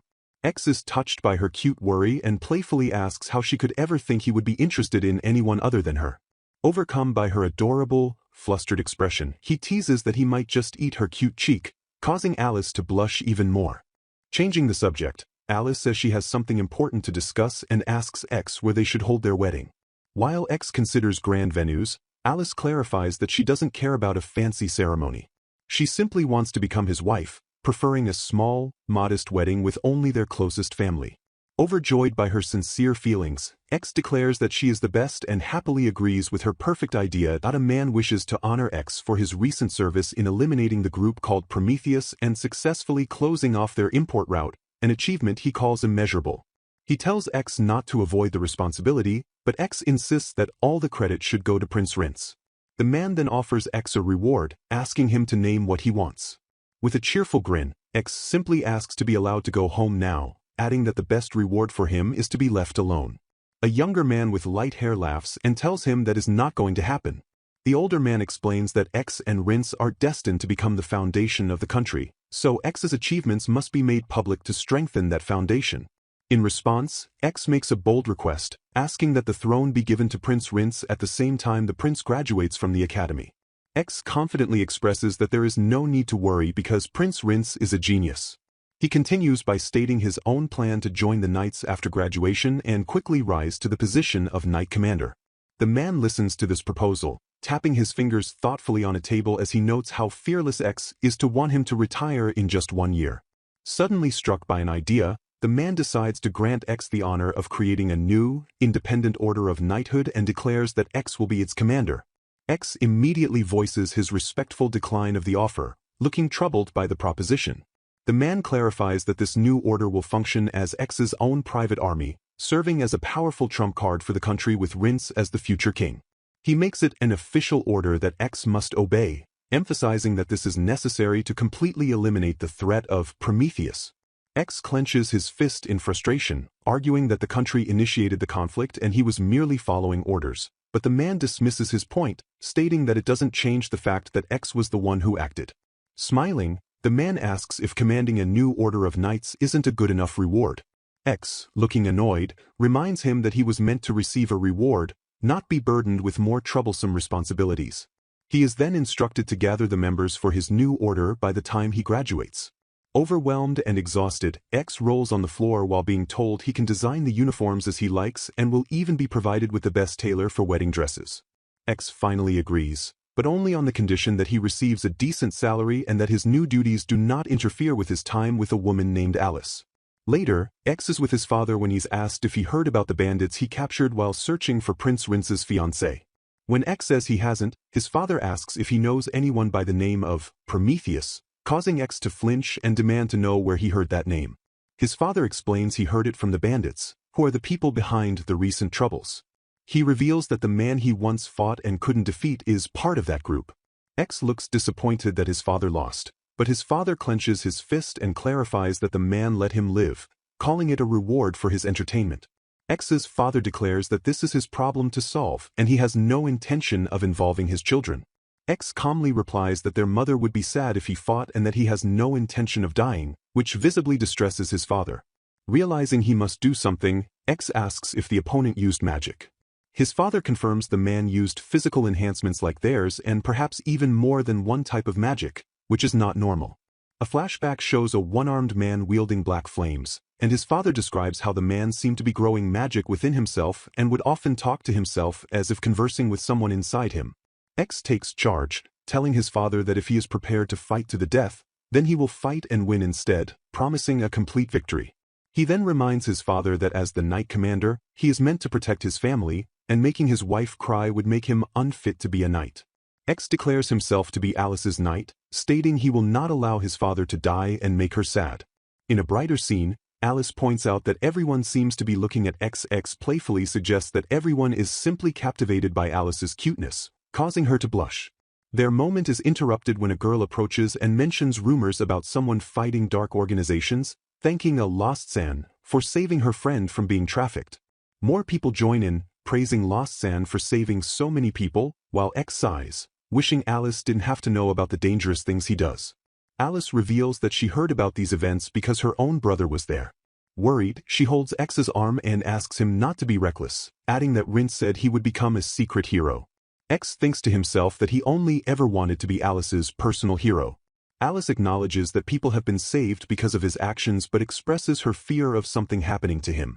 Touched by her sincere worry, X feels a sense of regret, remembering that a knight should not bring grief to those he is sworn to protect.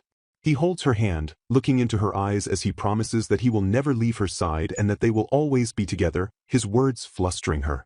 He firms his resolve, determined to use his power to protect the one he loves. X wants Alice to meet his parents who have insisted on seeing her soon. Alice happily agrees to go, bringing a wave of relief to X, who thanks her. He explains that his parents will probably want to talk about their future and expresses some worry because it has been a long time since she has seen them. Meanwhile, a woman thinks about Alice marrying into the Viscount House of Lost and becoming her son's wife. Alice reassures the worried X that everything is fine. She then reveals that she has been thinking about her future with X for a very long time and is fully prepared for what's to come, which makes her happy. In fact, she has been daydreaming about all the things she wants to do once she is married to him. X is pleased by her enthusiasm and suggests they work together to make her ideal newlywed life a reality. Alice secretly wonders if her dream of a newlywed life involving naked aprons will come true, a thought that makes X a bit tense. A fantasy then plays out where Alice possessively embraces X, declaring that he belongs only to her. The fantasy continues with Alice vowing they will be together forever, but it is revealed that this is actually X's daydream. He secretly wishes she would act like a dominant and obsessive Yandere but feels it's impossible because his own love for her is already so intense. Snapping back to reality, he calls out to Alice and asks a hypothetical question about how she would feel if they were to get married the very next day. Alice replies that while she would like to enjoy their engagement period a little longer, she would be overjoyed to become his wife so soon. Alice adds that she can't wait to be his wife and is also genuinely happy about meeting his parents. X thanks her, touched by her pure feelings and feeling a bit guilty for his own secret fantasies. He reassures her not to worry about his parents, staring at her intently as he tells her that as long as she keeps smiling, everything will be perfectly fine. He then admits that he feels a little uncomfortable with the thought of his own father getting too close to her. Alice smiles and confesses she feels the same way about him getting along with her mother. Alice clarifies that she also feels jealous and has mixed feelings when thinking about X with her mother. They both agree that to avoid feeling jealous, they should be more openly affectionate and lovey-dovey with each other. They hold hands tightly as they confess their love for one another. Upon arriving at a grand estate, they are warmly greeted by X's parents, Lord Vector and Lady Makina.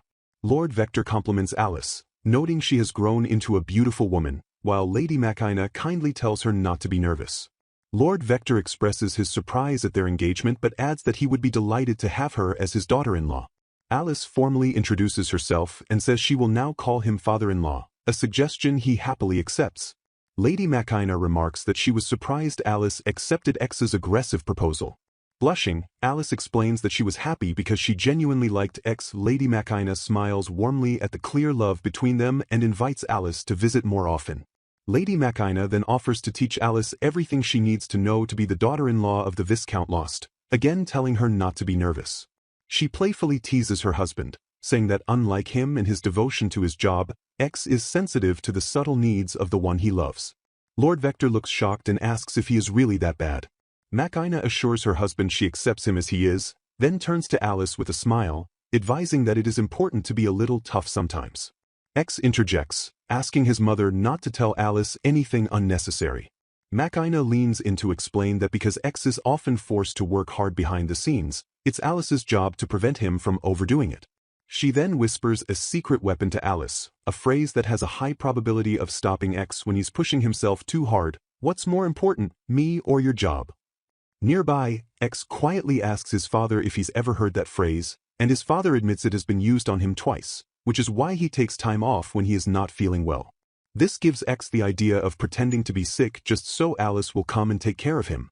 Lord Vector grows serious and explains that for generations, the men of the Lost family have possessed overwhelming strength and a love for fighting, which has sometimes led them to abandon the women in their lives. Since X is destined to become a knight commander like his ancestors, it will be Alice's crucial job as his wife to bring him back from the battlefield. Alice looks determined and promises she will do her best.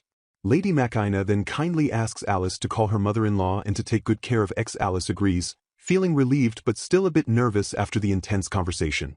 Later, Alice clenches her fist with resolve and declares her intention to do her best to become a bride worthy of X. X thanks her but gently tells her not to try too hard, assuring her she is already more than attractive enough as she is. He then affectionately presses his forehead against hers. Sometime after, X notices Alice seems to be in a much better mood than usual and asks her why. Looking at her reflection, Alice explains that meeting his parents made her feel like she is finally moving forward. She felt that while X had done so much for her, she had been unable to do anything to help him in return. She expresses her happiness at finally knowing there is something she can do to support him. This makes X wonder what he could possibly ask of her, since anything she does for him already feels like a reward, and his thoughts drift to the idea of children's names. Alice overhears his muttering and gasps at the thought of having children, with X realizing he spoke aloud. X clarifies he wasn't sure about having kids right after getting married. Alice begins to imagine their future children, picturing a beautiful daughter like herself and a cool, handsome son who takes after X. X modestly claims he isn't very good looking, but Alice passionately refutes this. She declares that he is incredibly cool and just like a prince on a white horse from a fairy tale. Touched by her heartfelt praise, X makes a solemn promise to her. He vows that whenever she finds herself in trouble or in a bind, he will come dashing to her rescue, just like a prince on a white horse. In another location, an older man instructs for a letter to be sent to the Viscount Lost's residence. When a butler asks if the letter is for Sir Vector, the man says no. The letter is addressed to X, and the man refers to X as his grandson. In a grand room, a man with white hair asks a young man named X about his future plans, having heard he will join the Knights after graduating from school. X confirms this is true, his expression serious as he quietly reflects that half a year has already passed since the night he proposed to his beloved Alice. The scene shifts to them sitting with tea, where the older man reveals he invited X because he had a question for him, while X takes a sip from his cup, his thoughts drifting to flirting and being intimate with Alice. The older man, who is X's grandfather, then asks if X likes children, and X calmly replies that he doesn't like them as much as others do. Hearing this, his grandfather asks if X would be willing to do him a favor, though X cautiously states that his agreement depends entirely on what the favor is. X then inquires if he has the right to refuse the request, as he looks away with a troubled expression, admitting he doesn't want to spend less time with his fiancée, and he puts his teacup down with a soft clink. His grandfather stands by the window looking out at the trees and explains that X has powers he may not know how to use, and he asks him to please share his knowledge. The grandfather suggests that X has experienced a different world and may even know about things like reincarnation, insisting that this is a special favor he could only ask of him and pleading for his help. X lets out a heavy sigh and finally agrees to the task, but makes it clear he will only do it for the specified amount of time, a condition his grandfather happily accepts. With the matter settled, the grandfather presents X with a magnificent sword in its scabbard, leaving X to question what it is. X asks why the sword isn't being given to his father instead, but his grandfather explains that his father is clumsy and not a good match for it. He reveals the sword is a family treasure named Zero, with the power to nullify all magic, and believes X, being dexterous like his mother, would be a perfect match for it. The grandfather adds that the sword's true power awakens based on the feelings of its owner, and that a pure, straightforward heart will grant X immense strength. As X holds the shining sword, he feels a strange pressure emanating from it. The grandfather observes that the blade has become lighter, a sign that it is responding to X's feelings, and he tells his grandson to take the family treasure with him. Touched by this gesture, X calls out to his grandfather, who smiles warmly and says he doesn't mind, as he couldn't simply ignore his adorable grandson who has been having a hard time lately. A grateful X bows deeply to thank him, and they then proceed outside where 3 young children are waiting to begin their lesson. One of the students, a girl with twin pigtails named Ria, explains to their new teacher that she feels she can't control the magic that unconsciously pours out of her. Another student, a boy named Gulliver, questions if X is truly strong enough to teach them, confidently stating that he himself is quite powerful, but X calmly replies that he is stronger than all of them. X learns that the third student, Monica, possesses hypnotic magic much like Maria's, and he decides that the best way to teach them is through practical application. X proposes that they start by practicing hypnosis on him, which surprises the students. Monica wonders what will happen if their teacher actually falls under her spell, but X simply encourages her to give it a try. Monica attempts to use her magic on him, but he remains completely unaffected. The students look confused as Monica expresses her certainty that she used her magic correctly. X then explains that hypnotic magic doesn't work on him and tells her to try it with more force. As they talk, Ria suddenly cries out as her uncontrolled magic flares up beside her. X reassures a worried Ria that it's okay for her to use her magic freely so she can learn to control it, promising that no one will get hurt there. Finally, he turns his attention to Gulliver, announcing that they will train together in combat without magic. A confident Gulliver tells his relaxed-looking teacher not to worry and dashes forward to attack.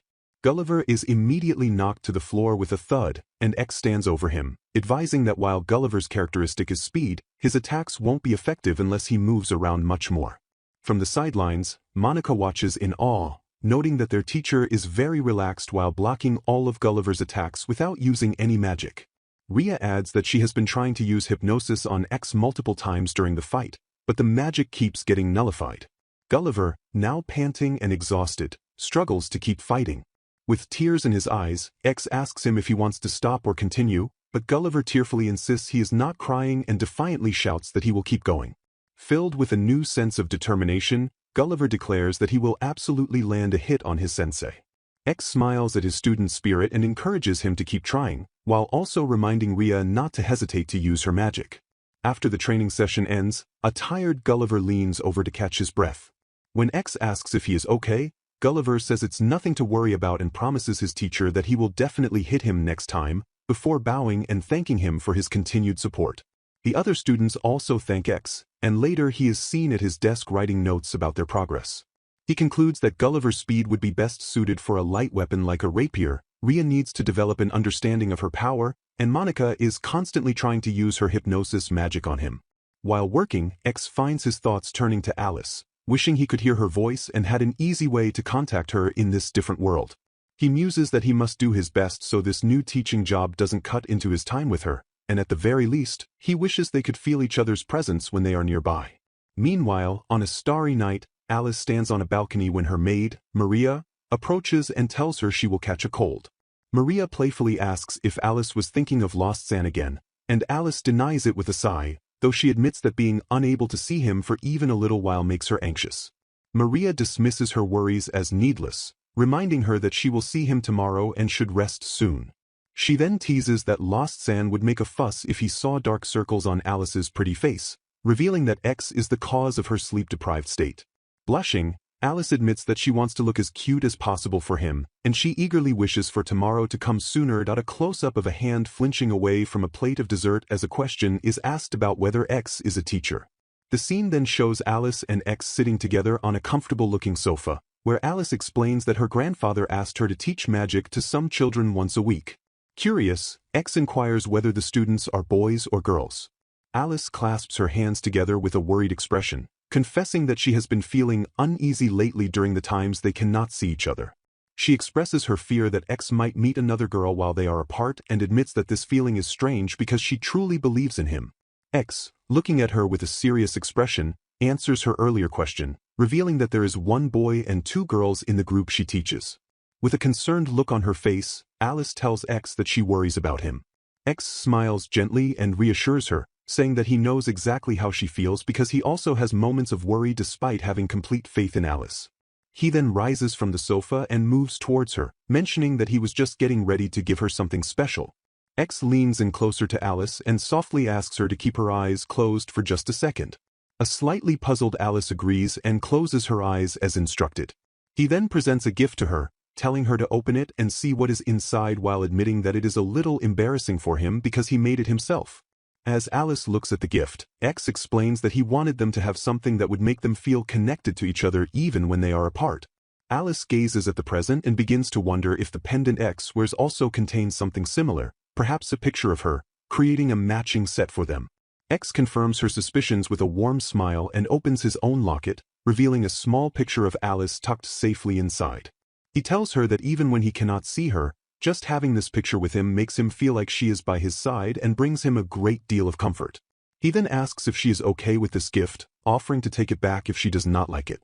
A bright, happy smile spreads across Alice's face as she tells X that she is more than happy with the gift, especially because he prepared it with her in mind. Blushing slightly, she admits that while it is a bit embarrassing, she would love to keep it.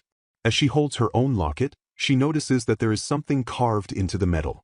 The locket is shown in a close-up, revealing a beautifully engraved message that says, X pledges eternal love to Alice. Alice then asks what is written on his locket, and he playfully asks if she really wants to know. Overwhelmed with emotion, Alice's eyes fill with tears as she says there is no need to tell her because she feels she already understands. It is revealed that the inscription on Alice's locket reads, Alice's eternal love for X. Feeling incredibly happy, Alice tells X that his requests are now forbidden because they make her too joyful. Instead, she offers to grant him one request of his choosing as her way of giving something back to him. Alice thoughtfully wonders what she could possibly get for him, while X expresses that any gift from her would be a treasure. He silently thinks to himself how incredibly cute she is and how much he wants to take her home. Alice then prompts him to make his request, and he replies that there is one thing he would like to ask of her. X reveals that his request is for Alice to wear a particular outfit that he has in mind. Without any hesitation, Alice agrees and says she will do anything that X wants her to do. The story then jumps forward in time by 1 week. 1 week later, Alice is seen wearing an elegant floral kimono and she wonders what kind of dress it is. A maid stands beside her as X explains that it is a type of dress from Eastern countries called a kimono. He thinks to himself, wondering if the kimono was brought into their world by a reincarnated person or if it is an original design. Alice turns to the maid and thanks her for helping her get dressed. X gazes at Alice with admiration, telling her that the kimono looks very good on her and that her natural charm shines through even when she is wearing exotic clothing. Alice comments that kimono is a strange name for a dress. X then has a private thought, exclaiming to himself how amazing she looks and how he wishes he could take her home right then and there. Alice asks X if he wanted to see her wearing a kimono, and he admits that he did, just a little bit. He explains that he didn't request a men's version because his main desire was to see her in one. He then appears wearing his own kimono, thanks her, and mentions there are other clothes he would like her to wear as he gestures toward a pile of her garments. X slides another box toward Alice, who looks surprised. He tells her that after the kimono, he would like her to wear the item in this box, describing it as a classic one-piece dress that is perfect for beautiful girls like her. Upon opening the box, Alice is visibly shocked and blushes deeply when she sees what she thinks is underwear. X, however, smiles and clarifies that it is actually a swimsuit, which is an outfit meant for swimming or playing in the water. Alice, still flustered, thinks to herself that it is a very lewd item. Still blushing, Alice asks X if he is interested in seeing her skin. X puts the box down with a clatter and confidently confirms that he is, of course, interested. He continues by explaining that absolutely everything about Alice is of interest to him, and he looks forward to the future where he might eventually see all of her. Looking up at him, Alice asks if he is thinking about something lewd, realizing that his feelings might mirror her own. X leans closer and gently clarifies that he does not consider his thoughts about their future together to be lewd. X admits that he thinks about Alice so much that he sometimes cannot help but have those kinds of thoughts as well. He then asks her if this disappoints her. Alice quickly shakes her head and reassures him that it is not true at all and that he has not disappointed her in any way. Alice fidgets a little before confessing that she has also had lewd thoughts about X, though just a little bit. She then asks if her confession disappoints him. X tenderly touches her face and tells her, no way, adding that her honesty actually makes him very happy. Later, as X walks down a corridor with the maid, she mentions that she did not know kimonos existed in their world and asks him how he managed to get one. X simply replies that he used a secret route. The maid, who has a romantic interest named Varys, asks X if he could use his secret route to get a kimono for her too, as she wants to show it to him. X smiles confidently and remarks that he and Alice are in love, after all, implying their connection is special. The maid becomes flustered and insists that his relationship is beside the point. X tells the maid that it would become a problem if she started to rely on him for such things. He then changes the topic and asks if there has been any unusual activity related to Otome games recently. He reminds her to continue looking after Alice while he is away. The maid reflects on how affectionate X and Alice are with each other, even though they are not yet married, and knows she will continue to serve Alice after their wedding. She then wonders aloud if the young lady feels the same way about their relationship, which prompts X to ask what she means. The maid explains that she recently overheard Alice talking in her sleep. A flashback shows Alice peacefully sleeping while murmuring X, I love you. The maid concludes that even in her dreams, Alice was passionately in love with him. A glimpse into X's thoughts reveals his deep longing to be with Alice. He fantasizes about a terrible storm that would block the road, forcing her to stay the night with him because he finds it hard to wait until they are married. X tells the maid that he is counting on her to look after Alice while he is gone. He then says he is leaving and explains that he doesn't want Alice to see them talking together and get the wrong idea. As he departs, he gives the maid a stern warning not to touch Alice, revealing his overprotective nature, which causes the maid to sigh about his behavior. The maid then mentions that there is a story that has become quite popular lately and asks X if he has heard it. When he replies that he has not, she says that if he doesn't know, then she doesn't care to tell him, adding that he will surely hear about it sooner or later anyway. X calls out to her, asking what story she is referring to, but the maid continues to walk away without giving him an answer. A young boy with his hair tied back is seen lying on the ground while looking up and asking his teacher, Sensei, if he is a nobleman. Inside a building, a group of children gathers around the tall, dark-haired sensei, filled with curiosity about his life. One girl asks if he has a fiancé, while another wonders if this fiancé is as muscle-headed as he is strong. Sensei responds with a light tap on her head, playfully asking who she's calling muscle-headed. The children then ask if he likes his fiancée, and he replies with a warm smile that she is the best partner he could ever wish for, making the children sigh about how much he loves her. This reminds one girl of a popular book called Tale of the Knight. She excitedly explains that it's a wonderful story where a knight rescues a royal's fiancée from a prince after a false accusation and makes her his own princess. The tale has become very famous, spreading even to a princess in a nearby country, and it is rumored to be based on a true story from their own land. The girls are shocked to hear this, beginning to see the story as a real-life fairy tale. One of the students asks Sensei if he knows anything about the story since it happened in their country, and he pauses to think. He then smiles and admits that although he doesn't know if it is connected to that particular story, he has also stolen someone's fiancée before, leaving the children stunned and puzzled by the word, stolen. The children whisper among themselves, amazed by this news and agreeing that it makes sense for someone as impressive as Sensei.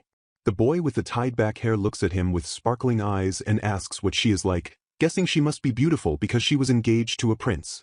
Sensei confirms that he took her from the prince to be his own fiancée and that they are very happy together now. The children's curiosity grows as they spot a strangely shaped necklace around Sensei's neck. He pulls it out and shows them that it is a locket pendant, an accessory for keeping a picture of a loved one inside. When he opens it, the children look in awe at the photo of the beautiful woman inside. Then issues a gentle warning, looking particularly at a boy named Gulliver, explaining that he gets very protective when it comes to his fiancée, Alice. He clenches his fist and adds that he won't hold back if they even think about her, which frightens the children into promising they will leave his fiancée alone. Changing the subject, the boy with the ponytail asks Sensei if he is going to become the knight commander someday. Sensei agrees that it's true, and the boy immediately declares that he wants to be one of Sensei's subordinates. The other children excitedly join in, saying they also want to work under him, even if they can't become knights themselves. The boy boldly claims he will become stronger than anyone else if he works for Sensei, a statement Sensei thinks might be true. Sensei promises that if they still feel the same way as adults, he will gladly welcome them, and the children cheer loudly, vowing to do their best. Later, the scene shifts to Sensei, now in a uniform and called X, talking with a white-haired man named Rince. They are looking over designs for a high-quality wedding dress that X has created. Rince glances at the sketches and comments that X seems capable of doing anything, impressed that he drew them himself. X brushes off the compliment, saying he has difficulties too, and then asks Rince for advice on how to be like a prince from a story. Rince believes X is already like a storybook character, explaining that while he looks normal on a horse, X looks like a true prince on a white steed, while a monstrous creature is comically imagined behind Rince. Their conversation turns serious as they discuss the king's request to form a new knight order. Rince points out that X's significant status means he cannot be ignored in this matter. Feeling annoyed by the obligation, X jokes that maybe he should just create his own country. He quickly dismisses the idea, however, because he does not want to burden his beloved Alice with the difficult role of a queen, preferring to protect her current happy life. Rince calmly tells X that if he were truly serious about building a nation, he would gladly help him pursue his ambition. They then share a laugh, jokingly calling each other black-hearted bastards. Just as X is about to leave to meet Alice, Rince stops him to ask for a serious favor. He needs X to serve as a bodyguard for a woman named Cynthia, who is visiting for her pre-engagement announcement. This is because there have been a series of recent attacks targeting magic users. Rince admits that he uses magic and could be a target, which makes X realize that he could be in danger too.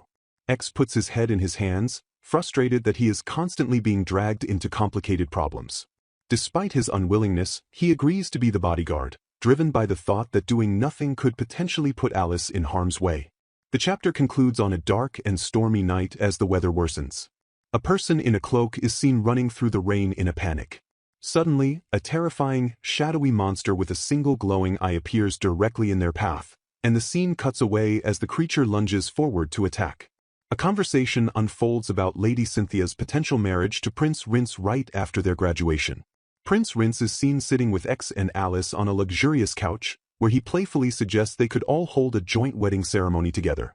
Alice chuckles at the idea, remarking that one main star is more than enough for such an event, and Rince cheerfully agrees with her sentiment. Suddenly, a thoughtful Cynthia interrupts by addressing X as Sir Knight, just as a small, childlike version of X thinks to himself that he wants to hurry home to get cozy with Alice. The peaceful moment is shattered when an unseen magical attack occurs, and X instantly springs into action, drawing an ornate sword and moving to shield Alice and Rince from harm. Rince worriedly asks if it is an attack, and X confirms that it certainly felt like magic was just used nearby. X holds his gleaming blade and explains that it is a family heirloom with the special ability to nullify magic. A concerned Rince questions if this power would also cancel out X's own body-enhancing magic, but X reassures him that everything is alright.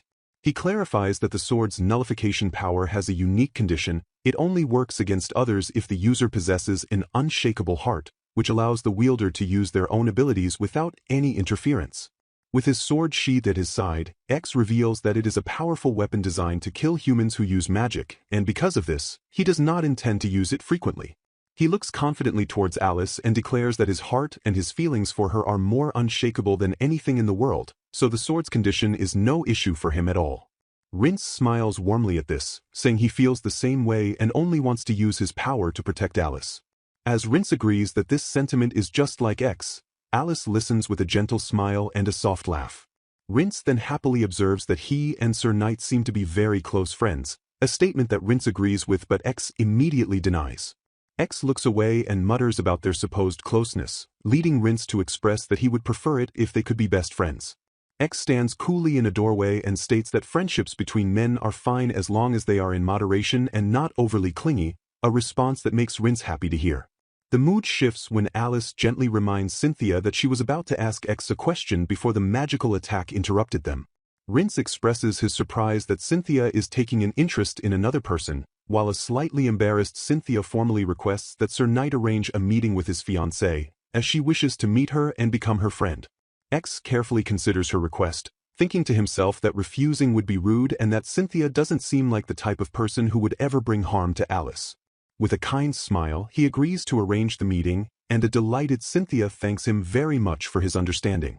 Later, the two women meet, and Cynthia introduces herself as Cynthia Salver, the second princess of the Salver Kingdom, while Alice introduces herself as Alice Misty of the Misty Duchy. Cynthia's heart thumps in her chest as she meets the lovely Alice for the first time, and Alice offers her a warm and pleasant greeting. At a tea party, Alice kindly suggests that Cynthia can call her by her first name without any formal honorifics, and she then asks if calling her Miss Cynthia would be alright. Rince adds that Cynthia can also call him Alice without any honorifics, and Cynthia agrees to this arrangement. Alice then politely asks Cynthia why she wanted to meet, and Cynthia explains that she was curious to meet the person who Sir Knight thinks so highly of. With sparkling eyes, Cynthia excitedly asks Alice if she had always been in love with Sir Knight from the very beginning or if she only fell for him after he confessed his feelings. Alice looks a little surprised by the direct question, and Cynthia goes on to explain that the story of their engagement is famous even in her own country. Alice is completely shocked to learn that the news of her engagement has spread to other countries. Alice asks how the story is being told abroad, and Cynthia explains that there are so many different rumors that she wanted to meet Alice in person to learn the truth. Seeing Alice being put on the spot, X gently steps in and asks Lady Cynthia not to bully his fiancée too much with her questions. The conversation shifts as Alice asks X if he knew about the rumors, and Rince apologizes, admitting he didn't mention it because he thought X might get embarrassed. Alice expresses her frustration, not about the rumors themselves, but that X's grand confession has become such a public spectacle. Cynthia smiles and observes that she was surprised to see Sir Knight's natural smile, noting that he always seems to be forcing his expression but has a genuinely kind face whenever Alice is around. Alice agrees with this, confirming that the smile she was used to seeing always seemed a bit strained. Alice gazes warmly at X and says that he has always been a kind person, while X appears lost in thought. The topic changes again as Alice says she is more surprised by Cynthia's sudden engagement to Prince Rince and asks what led to it, prompting Cynthia to admit that she was the one who confessed her feelings. While sipping his tea, Rince confirms that Cynthia made a very bold public confession to him. Alice playfully remarks that it couldn't have been as bold as X's public confession, and X explains that he put on such a big show in front of all the nobles because at that moment, he was only thinking about Alice. Alice observes that Prince Rince and X seem to be very close, which Rince agrees with, adding that Cynthia had said the same thing to him. However, X firmly states that he has no intention of getting close to anyone other than Alice, and that is why he denied their friendship. Alice then notices that both Rince and Cynthia are wearing matching pendants and asks if they are a set. Cynthia is immediately flustered by X's romantic gesture and tells him not to become any more handsome, while Rince thinks to himself that he should learn from X's example. She explains that the pendant is a precious gift from X and has a stone that is the same color as his eyes, and she excitedly wonders if the ring on Alice's finger is also a matching piece. X sweetly explains that he gave them the gifts so they wouldn't feel lonely during the times they have to be apart. Later, Rince reflects on the day, noting that the magic hunters never appeared and the tea party ended safely.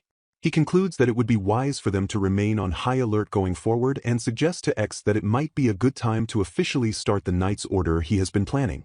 The scene shifts to X approaching a group of children and an adult man named Fan, announcing his intention to have them all join his new organization. Fan immediately protests and begins arguing with one of the children, claiming he is much stronger.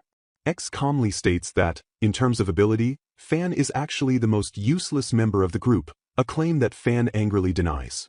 Fan demands to know why he was even invited, and a diagram shows that the group consists of one adult, one teacher, and several children, which is an unusual structure for a knightly order. One of the students expresses doubt about having Fan in their group, but the teacher defends the decision, noting that despite his flaws, Fan possesses a decent amount of patience. X watches them and asks if the children are his students, which they confirm, and he learns about their teacher-student relationship. Fan's pride is wounded, and he scoffs at one of the kids, challenging him to a fight, which forces X to step in and break them up. Fan asks X if he will still be joining the regular Knight Order, and X explains that he will be managing both that order and this new, specialized organization, a feat that amazes the children. X formally announces that the group they are forming is a new order of knights, established under the command of His Majesty the King and Prince Rince, with the primary mission of handling dangerous matters like the group known as Prometheus. X reassures everyone that he has no intention of putting the children in any danger. He then looks directly at Fan and states that since Fan can use magic and is quite strong, he will be the one handling the more dangerous tasks, a realization that makes Fan break out in a nervous sweat. The children all cheer enthusiastically and promise to do their best, while a resigned Fan sighs and agrees to join, admitting that he owes X and doesn't have the right to refuse. The newly formed Knight Order gets off to a chaotic start, with its members already bickering and fighting among themselves. X watches them with a weary expression, realizing they have a long road ahead. Despite the chaos, he feels a sense of relief and turns his thoughts to his personal life, happy that he can now focus on preparing for his upcoming marriage to Alice. X daydreams about all the wonderful wedding preparations, thinking about the perfect venue, the dress, and the rings, all for a future where he can spend his life laughing happily with Alice. In stark contrast, a dark and ominous scene shows a group of villains plotting their next move, deciding to attack an orphanage in the Lost Viscountcy. X and his fiancée Alice arrive at a quaint church surrounded by trees, with Alice wondering aloud if this is the correct location for their wedding preparations. As they stand before the large wooden doors, she admires the building, thinking it is a beautiful church and a good choice for their ceremony. A small boy with light-colored hair spots them from the doorway and excitedly calls out to Sir X, catching their attention. Alice, with a blissful smile, thinks to herself that being able to have her wedding with X is the greatest happiness she could ever imagine. As they are greeted by children from the church's orphanage, one boy asks X if Alice is the fiancée he is always talking about. X smiles warmly and agrees that she is cute, adding possessively that she is his, which causes a blushing Alice to chide him gently. Suddenly, a woman in a nun's habit with reddish-blonde hair appears and introduces herself as Sister Rebecca from the church and orphanage, warmly welcoming Alice as the daughter of Duke Misty and inviting her to simply call her sister. Alice graciously introduces herself as Alice Misty and mentions that X has told her a lot about the place and its people. The children gather around, with one mentioning they heard Sir X and Alice are very close, which makes Alice blush and confirm it's true. One small boy tugs on X's coat and reveals that Sir X always talks about how much he loves his big sister Alice, as everyone shares a light-hearted moment over a cup of tea. Inside, Sister Rebecca expresses her surprise that they chose her humble old church, suggesting that a man of Sir X's stature could have a ceremony in a much grander place. Alice explains that they would prefer a small, intimate wedding with only close family and expresses her genuine happiness to be in such a wonderful church. Rebecca is touched by her words, saying it's an honor to hear that, just as a clattering sound is heard from outside. The children then ask X if he came to see the priest, but Rebecca informs him that the priest is currently out. The curious children peek from behind a wall before gathering around the couple, prompting Rebecca to tell them to behave while Alice smiles apologetically. One of the little girls asks Alice to explain what a fiancé is, and Alice describes it as a relationship between a man and a woman with marriage in mind. When the girl asks if it's always about someone you like, Alice explains that's not necessarily the case. X joins the conversation, touching a locket on his necklace as he adds that sometimes you are lucky enough to end up with the person you love, like he did, but it's also possible to be matched with a complete stranger. The little girl then looks to Alice and asks if she is happy, to which Alice replies with a heartfelt yes, saying she is happier than anything. X watches Alice with a fond smile, but his expression suddenly sharpens as he hears a commotion. He stands up, adjusting his collar, and tells Alice there's a lot of noise outside that he needs to check on, leaving her looking concerned. X quickly finds a shocked Sister Rebecca and informs her that the priest is being attacked, sternly warning her and the children not to go outside under any circumstances. Outside, a blond man stands over the defeated priest, expressing his annoyance that X has interrupted his fun. The bruised priest recognizes Sir X, and the attacker smirks, remarking on the perfect timing. He reveals that he used the priest and the others as bait to lure X out, surprised that his target showed up personally. When X demands to know what the man's plans were, the attacker coldly details his intentions to kill the priest and sell the children and Sister Rebecca for a high price. From the doorway, Alice, Rebecca, and the children look on in absolute horror. The attacker explains that it's just a job and he was likely hired by a noble who considers X a nuisance, as defeating him will bring a large sum of money. He then taunts X, asking if he plans to run away. X calmly warns the man not to regret his actions before delivering a powerful punch that sends the man flying backward with a loud thwack. The man's accomplices rush forward, but X is unfazed. He shatters one of their swords with his bare hand and swiftly moves through them, dodging and striking with incredible force. One of the thugs shouts that he's a monster as his comrades are left defeated on the ground. X finishes the fight by slamming the last thug into the cobblestone with overwhelming power. The lead attacker struggles back to his feet, cracking his knuckles and admitting that X's attack hurt, realizing his opponent can use magic. X correctly identifies the man's power as muscle enhancement, which surprises the attacker. The man rubs his sore neck, admitting he thought the job was too good to be true and now understands that X is no ordinary noble brat but a being of monstrous power. He laments his terrible luck in having to face such a formidable opponent. X responds quietly that it isn't like that, but then his demeanor changes as he looks up with a chilling smile, telling the man he wouldn't be this serious if they had already ransacked the place. The attacker is shaken, realizing X is not joking, while Alice and Rebecca watch with apprehension. The man resolves to make one last desperate attempt, seeing no other way out. As he prepares to fight, X feels his own limit approaching. In a flash of movement, the fight is over. The attacker is left defeated and ignominiously stuck headfirst in the broken cobblestones, muttering that this is bad. X looks at his own hand, briefly worrying that he failed to hold back his strength, but is relieved to see the man is otherwise okay. The priest thanks Sir X profusely for saving them all, but X clarifies that the attackers seem to have come for him specifically. Alice watches them, her hands clasped tightly as she quietly says X's name, her face filled with worry.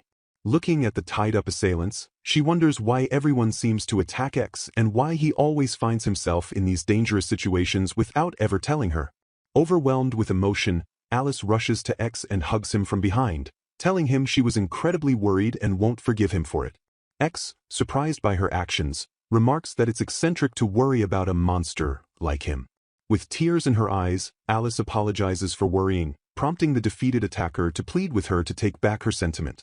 Alice turns on the man, her voice filled with fury as she declares that she won't let anyone call X a monster because he is too important to her. X watches her, moved by her fierce defense. He then clarifies that while he possesses power beyond ordinary people, he despises being grouped with villains who find joy in the suffering of others. The attacker scoffs that it's easy for him to say that, insisting that deep down, X is just like them. Alice vehemently denies this, but X gently steps in front of her, telling her that's enough. He takes her hand and thanks her for getting angry on his behalf, and she softly explains that it's because he's precious to her, to which he lovingly replies that he loves her too. X admits that he is the one who is reckless and that she must not follow his example. He explains that even though he has a unique power, Alice is the one who sees him for who he truly is, and he is happy that she protects him in her own way, as it's a matter of the heart. He leans in and kisses her tenderly, telling her that having her by his side gives him the strength to do anything. As they share this moment, Alice thinks about how unfair X is for always captivating her and stirring her heart, realizing she feels the exact same way. Their intimate moment is interrupted when a new man with light hair appears, greeting X as if they are old acquaintances.